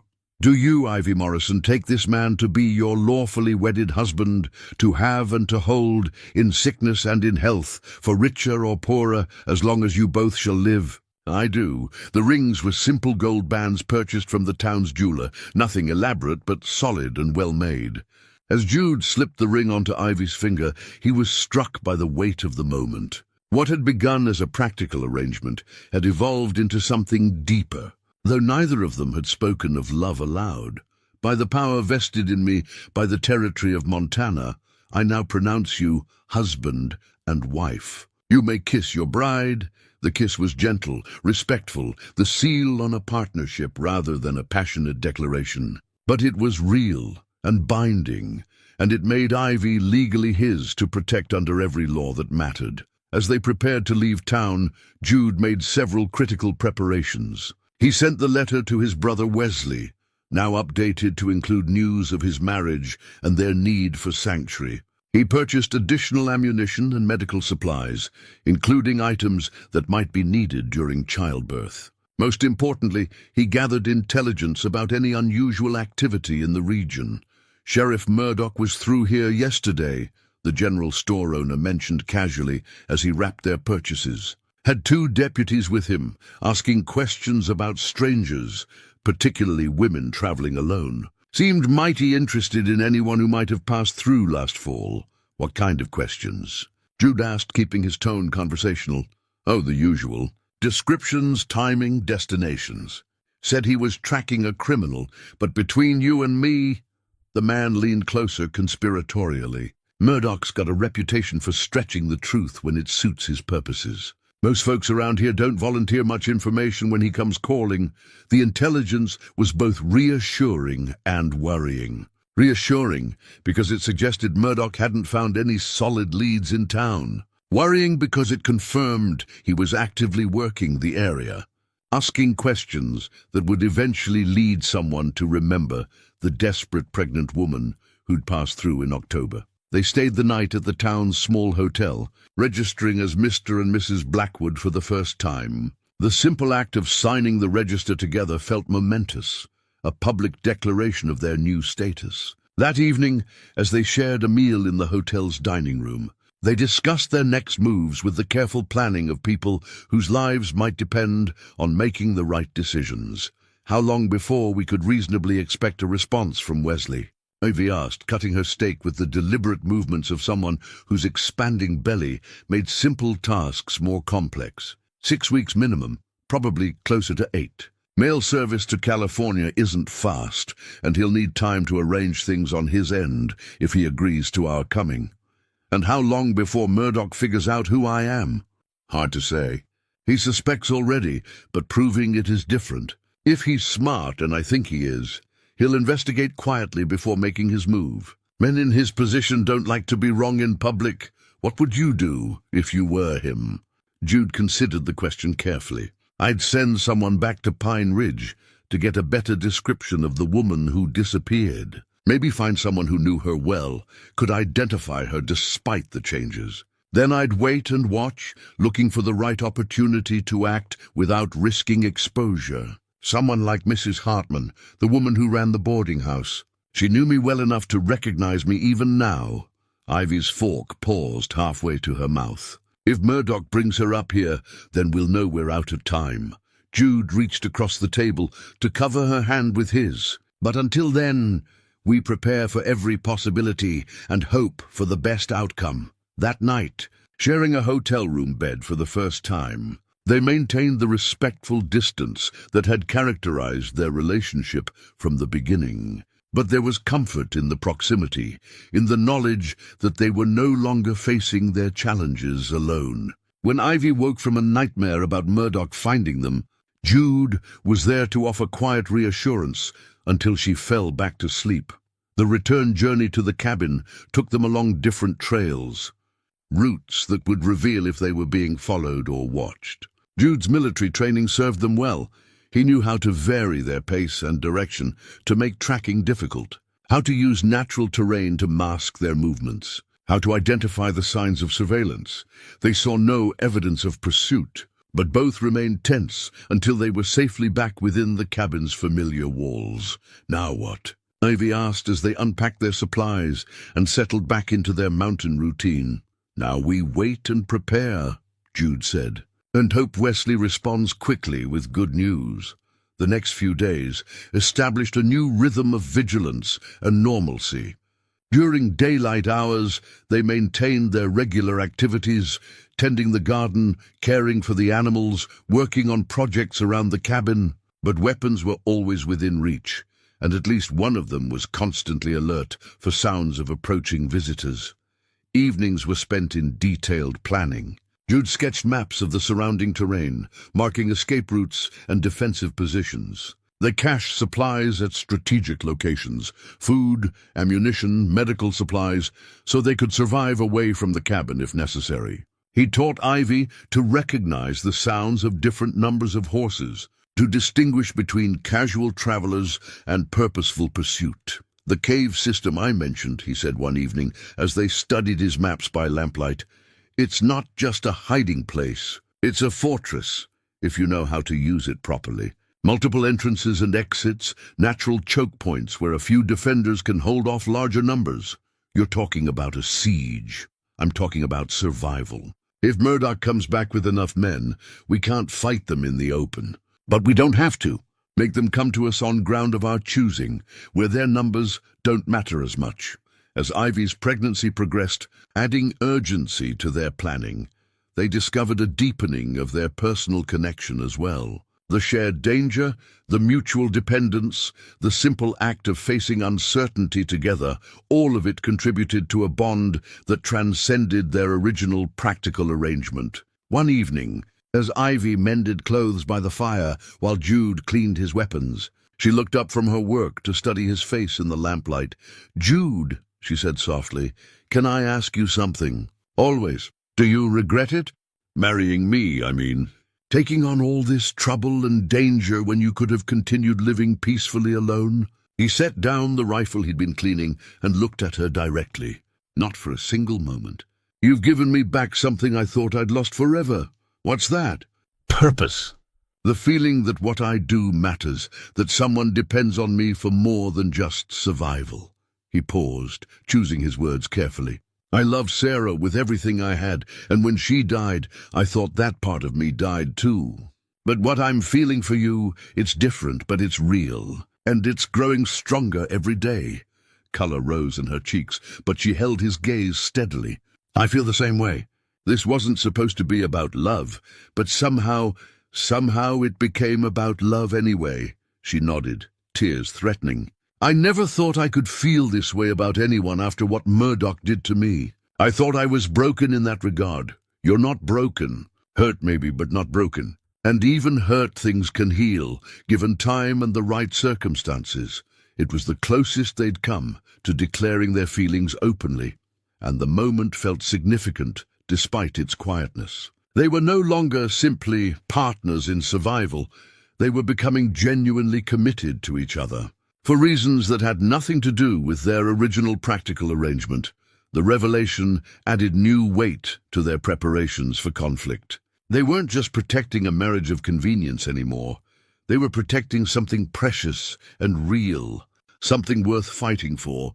3 weeks after their wedding, the letter arrived. Henrik brought it personally, riding up the mountain with news that changed everything. Wesley's response was enthusiastic and welcoming.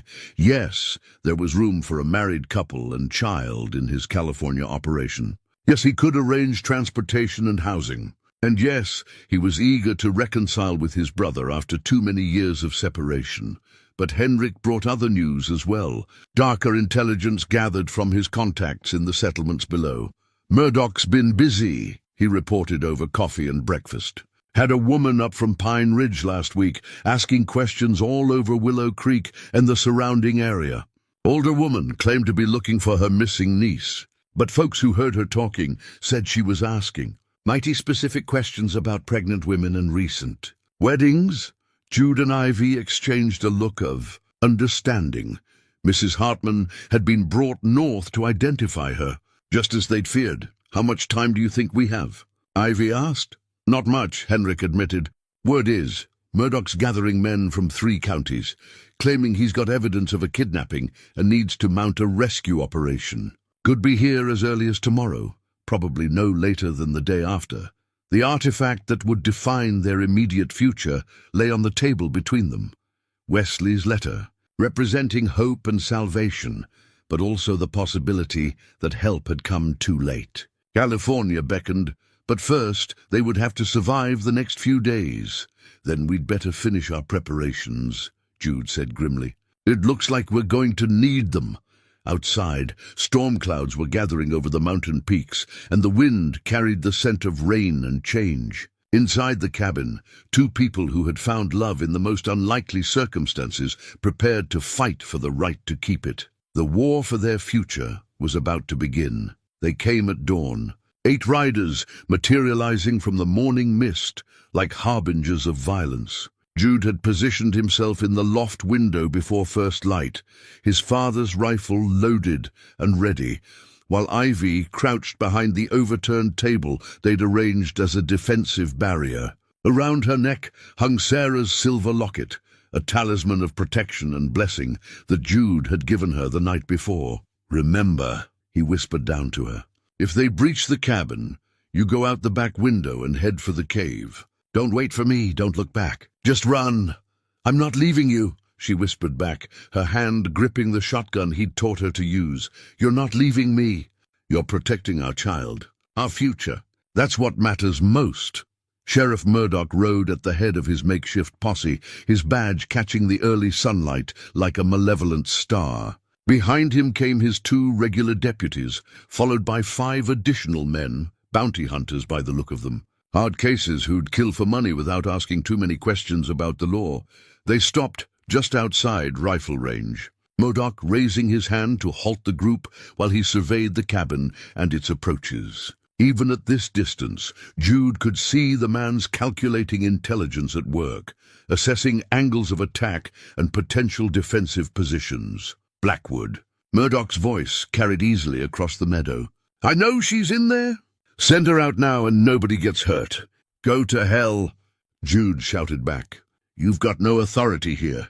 I've got all the authority I need. Murdoch gestured toward his men. That woman stole my property and kidnapped my unborn child. I'm here to recover what belongs to me. The legal fiction was carefully constructed, Jude realized. By claiming Ivy had kidnapped her own child, Murdoch could justify almost any level of violence in its rescue. The men riding with him probably believed they were participating in a legitimate law enforcement action. The woman in there is my wife, Jude called back. Legally married, carrying my child. You've got no claim on her. Marriage to a kidnapper doesn't make the crime legal. Murdoch's voice carried ugly satisfaction. "Last chance, Blackwood. Send her out, or we'll come in and get her." "Then you'd better bring more men." The standoff stretched taut for several heartbeats. Then Murdoch raised his arm and brought it down in a chopping motion. The attack began. 3 men spurred their horses toward the cabin's front, while 2 more circled toward the back. The remaining 3 dismounted and took positions behind trees and rocks. Their rifles trained on the windows to provide covering fire. Jude's first shot took down the lead rider, the man tumbling from his saddle with a cry of pain and surprise. His father's rifle spoke again, dropping one of the horses and sending its rider scrambling for cover. The military training he'd tried to forget came flooding back. Breath control, target selection, the cold calculation of battlefield mathematics. Below him, Ivy's shotgun boomed as one of the flanking riders tried to reach the back of the cabin. The wide spread of buckshot caught both horse and man, sending them crashing to the ground in a tangle of pain and confusion. "Good shot," Jude called down, already working the bolt of his rifle to chamber another round. The attackers had expected to overwhelm a simple mountain trapper, but they were discovering their error. Jude's defensive preparations turned their advantages into liabilities. The narrow approaches he'd cleared gave them limited cover, while his elevated position in the loft provided excellent fields of fire. Murdoch, taking cover behind a boulder, began shouting orders to coordinate his men's assault. But the careful discipline of his posse was breaking down under accurate fire from an enemy who clearly knew what he was doing. "Johnson, circle wide left. Martinez, keep his head down. Davidson, get to that window." But Johnson was already wounded from Jude's second shot. Martinez was pinned behind inadequate cover, and Davidson's attempt to reach the cabin ended when Ivy's shotgun spoke again from a different window. The silver locket around her neck caught the light as she moved, Sarah's blessing seeming to guide her actions. She wasn't just defending herself anymore. She was protecting the family she and Jude were building together, the future they'd chosen to fight for. "They're pulling back," she called up to Jude as the surviving attackers retreated to better positions. "First wave," Jude replied grimly, reloading with practiced efficiency. "They'll regroup and try something different." Indeed, Murdoch was already adapting his tactics.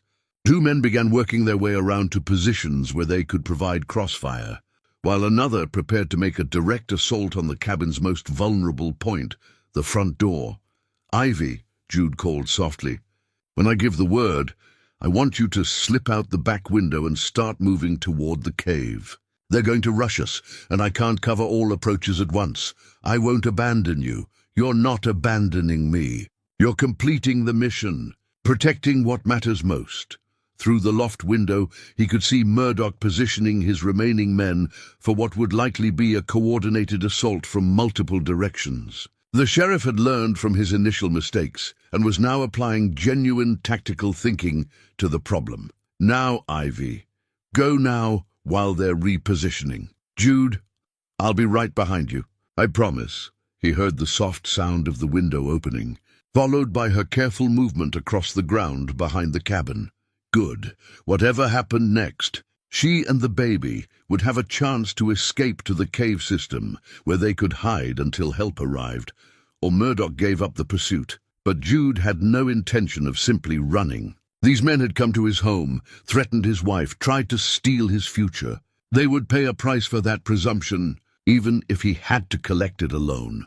The second wave of the assault began with covering fire from 3 directions. Bullets splintering wood and shattering glass as Murdoch's men tried to suppress his defensive fire. Through it all, Sarah's locket gleamed around Ivy's neck as she moved through the forest toward safety, carrying with her not just their child, but the hope of all their tomorrows. The battle for their future had truly begun. The second assault came like a thunderclap. 3 directions of coordinated fire designed to pin Jude down, while Murdoch himself led the final charge toward the cabin door. But the sheriff had underestimated both his opponent's tactical experience and his desperate determination to protect what he'd found worth fighting for. Jude had prepared for this moment, positioning spare weapons throughout the loft and calculating fields of fire with the precision of someone who'd survived similar encounters during the war. As bullets splintered the walls around him, he moved from position to position, his father's rifle speaking with deadly accuracy. The first man through the door never had a chance to raise his weapon. Jude's shot from the loft took him in the chest, sending him sprawling backward into Murdoch, who cursed and shoved the body aside. The narrow doorway became a killing ground, forcing the attackers to advance one at a time into Jude's prepared crossfire. "Burn him out!" Murdoch shouted, his careful tactics abandoned in favor of brute force. "Torch the place!" But as flames began to lick at the cabin's exterior walls, a new sound reached them through the gunfire, a woman's cry of pain echoing from the forest beyond. Ivy's voice, unmistakable in its distress. Jude's blood turned to ice. Labor, the stress and exertion of their escape, had triggered the birth, leaving her vulnerable and alone in the wilderness while he was pinned down by Murdoch's assault. The realization transformed him. Where before he'd fought with professional competence, now he fought with the desperate fury of a man protecting his family. Every shot became personal, every movement calculated not just for survival, but for the speed needed to reach his wife before it was too late. "She's having the baby." He roared down at Murdoch, his voice carrying over the crackling flames and gunfire. "Your child is being born out there while you're trying to murder its father." For a moment, the intensity of fire slackened as Murdoch processed the implications. If the child died because of his assault, he'd lose the very thing he claimed to be trying to save. But his pause lasted only seconds before rage overwhelmed calculation. "Then we'd better finish this quick." Murdoch leveled his pistol toward the loft. "Kill him and find her." The cabin was burning in earnest now, smoke filling the loft and forcing Jude toward the rear window. But he wasn't retreating. He was positioning himself for one final, desperate gambit. As Murdoch charged up the ladder toward the loft, Jude dropped through the rear window and circled back toward the front of the cabin. The move caught the attackers by surprise. They'd expected him to flee toward the forest, not return to the battle. Jude's rifle cracked twice in rapid succession, dropping the men who'd been providing covering fire. Before he dove behind the woodpile near the cabin's front corner, Murdoch emerged from the burning cabin, his face blackened with smoke and twisted with fury. "Where are you, you bastard? Face me like a man!" "Here." Jude rose from behind the woodpile, his father's rifle trained on the sheriff's chest. "Just you and me now, Murdoch. The way it should be. The remaining deputies had been wounded or killed in the assault. Only the two enemies faced each other across the burning wreckage of Jude's peaceful mountain home, while Ivy's cries of labor pain echoed from the forest beyond. "She belongs to me," Murdoch said, his pistol steady despite the smoke stinging his eyes. "That child belongs to me. I'll kill you and take them both, over my dead body." That's the idea. They fired simultaneously. Murdoch's bullet plowed through the woodpile where Jude had been standing, but the mountain man had already moved, using cover and angles learned in countless skirmishes during the war. His shot took Murdoch in the shoulder, spinning him around and sending his pistol flying, but the sheriff wasn't finished. Drawing a backup weapon with his offhand, he advanced toward Jude's position, blood streaming down his arm. "I'll gut you slow for that. Then I'll take my woman back and teach her what happens to property that tries to run away. She's not your woman." Jude's voice carried absolute certainty as he worked the bolt of his rifle, chambering what might be his final round. "She's my wife, mother of my child, and you'll never touch her again." The final exchange came at close range, too close for either man to miss. Murdoch's pistol barked flame and smoke, the bullet grazing Jude's ribs and spinning him partially around. But even as he fell, Jude's rifle found its mark, the heavy bullet taking Murdoch's center mass and dropping him like a felled tree. Silence settled over the battle scene, broken only by the crackling of flames consuming the cabin and Ivy's increasingly urgent cries from the forest. Jude struggled to his feet, pressing his hand against the blood seeping through his shirt, and staggered toward the sound of her voice. He found her in a small clearing beside the stream, propped against the base of an enormous pine tree. The baby's blanket, the one she'd knitted during their long winter evenings, was spread beneath her, ready to receive new life even as violence raged around them. "Jude," she gasped, sweat beading her forehead despite the cool mountain air. "The baby's coming. Now." He dropped to his knees beside her, his rifle forgotten, his wounds ignored. "I'm here. We're safe now. Everything's going to be fine. Murdoch, dead. It's over." Sarah's silver locket caught the morning light as Ivy bore down with another contraction, bringing their child into a world made safe by violence, but blessed with the promise of love. The baby that emerged into Jude's waiting hands was tiny but perfect, its first cries announcing the victory of life over death, hope over despair, love over violence. "It's a boy," Jude whispered, tears streaming down his face as he wrapped the infant in the blanket Ivy had prepared. "Our son."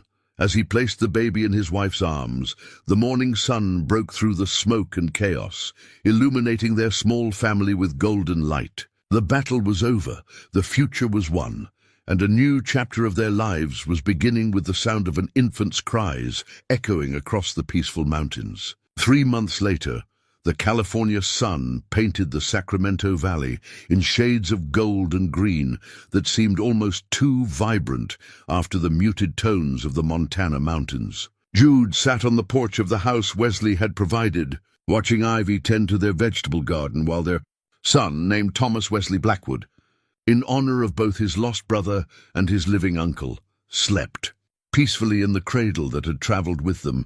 From the mountain cabin, the cradle bore scorch marks from the fire that had consumed their first home, but Jude had repaired and refinished it with loving care during their journey west. It stood now as a bridge between their past and present, holding the child who represented their future. "He's going to be tall like his father," Wesley said, settling into the chair beside Jude with 2 cups of coffee. The years had been kind to Jude's younger brother. Prosperity had given him confidence without arrogance, success without forgetting his roots. "Already got that serious expression you used to wear when you were thinking through a problem. He's a good baby," Jude agreed, his voice carrying the wonder that still surprised him every time he looked at his son. "Quiet, observant. Ivy says he has Sarah's eyes. And what do you say?" "I say he has his own eyes, his own life to live." Jude sipped his coffee, watching his wife work in the garden with the same methodical care she'd brought to every aspect of their new life. "But I see Sarah in him sometimes, in the way he studies the world around him. And I see Ivy in his stubborn streak," Wesley laughed. "Family traits have a way of mixing in interesting combinations. Look at us. Same parents, completely different paths through life. Until now." "Until now," Wesley agreed. "I'm glad you came, Jude. Glad you both came. This place needed family to make it complete." The reconciliation between the brothers had been easier than either had expected. Wesley's prosperity had taught him patience, while Jude's journey from isolation to love had softened the hard edges that had driven them apart. They worked well together, Jude's practical mountain skills complementing Wesley's business acumen in developing the ranch that was becoming one of the valley's most successful operations. The Territorial Marshal's office sent another letter, Wesley said, producing an envelope from his shirt pocket. "Final report on the Murdoch situation." Jude accepted the letter, but didn't immediately open it. The official investigation into Sheriff Murdoch's death had been thorough, but ultimately favorable to their version of events. Too many people in Pine Ridge had suffered under the corrupt sheriff's authority, and his attack on a legally married couple in their own home had been impossible to justify even under the loosest interpretation of law enforcement duties. "Anything new?" he asked, just confirmation that the case is officially closed. "No charges, no further investigation needed." "You're completely clear." "We're completely clear," Jude corrected. "All of us." That evening, as the sun set over the valley and painted the sky in brilliant oranges and purples, the Blackwood family gathered for dinner in the dining room of their new home. It was a different kind of domestic peace than they'd known in the mountain cabin, more prosperous, more social, with Wesley's frequent visits and the interactions that came with being part of a larger community. But the essential elements remained the same: the quiet satisfaction of shared work, the comfort of routine built around mutual care and respect, the growing love that had surprised them both with its depth and strength. "I've been thinking about names," Ivy said, as she served the meal she'd prepared from vegetables grown in their own garden and meat from their own livestock. "For future children, I mean, future children." Jude raised an eyebrow, though his tone carried pleasure rather than surprise. "Well, Thomas needs brothers and sisters to grow up with, and this valley has room for a large family." She smiled, the expression transforming her face with happiness that erased the last shadows of her difficult past. "I was thinking, Sarah, if we have a daughter, to honor the woman whose blessing made our love possible." The suggestion touched something deep in Jude's chest. "She would have liked that. She would have liked you." "I hope so. I hope she would have approved of the life we've built together." After dinner, Jude walked out to the small cemetery plot he'd established on a hill overlooking the ranch. 3 markers stood there now, simple wooden crosses he'd carved himself, bearing the names of Thomas and James Blackwood and Sarah Blackwood, beloved wife and mother. It wasn't where their bodies lay, but it was where their memory lived in his heart. "We made it," he said to the evening air, his words carrying to whoever might be listening beyond the veil of death. "All of us. Different than we planned, but good. Better than good." When he returned to the house, he found Ivy nursing the baby by lamplight, her face serene with contentment. The family Bible lay open on the table beside her, a new one Wesley had given them as a wedding gift, with all their names inscribed in careful script on the family page. Jude Blackwood, married to Sarah Morrison Blackwood, 1864-1871. Jude Blackwood, married to Ivy Morrison Blackwood, 1878. Thomas Wesley Blackwood, born 1879. "What are you reading?" he asked, settling beside her on the sofa. "Psalms, the one about still waters and green pastures." It seemed appropriate. She looked up at him with eyes that held peace he'd never seen during their desperate early days together. "Do you ever miss it? The mountain, the solitude, the simple life we had there?" "Sometimes," he admitted, "but I don't regret leaving. That life was about ending things, mourning the past, waiting to die. This life is about beginning things, building a future, raising a family, being part of something larger than myself. And if you had to choose again, if you could go back to that night when I knocked on your door." Jude looked at his wife, at his sleeping son, at the family Bible that recorded their journey from strangers to family. Outside, the California night was warm and full of promise, so different from the cold mountain evening when their story had begun. "I'd open the door even faster," he said without hesitation, "and I'd say yes to your proposal before you finished asking." Later, as they prepared for bed in the home they'd built together through trial and triumph, Jude reflected on the strange turns that had brought them to this moment of quiet happiness. 2 broken people had found each other in desperation and discovered that sometimes the most unlikely love stories became the most enduring ones. The baby's cradle rocked gently in the corner, its carved bears and eagles standing guard over the child who represented not just their future, but their redemption. Tomorrow would bring new challenges, new opportunities, new chapters in the story they were writing together. But tonight, for the first time in longer than he could remember, Jude Blackwood fell asleep not as a man waiting to die, but as a man grateful to be alive. The family Bible on the nightstand bore witness to their journey from desperation to hope, from survival to love, from 2 separate broken hearts to one unified family ready to face whatever tomorrow might bring.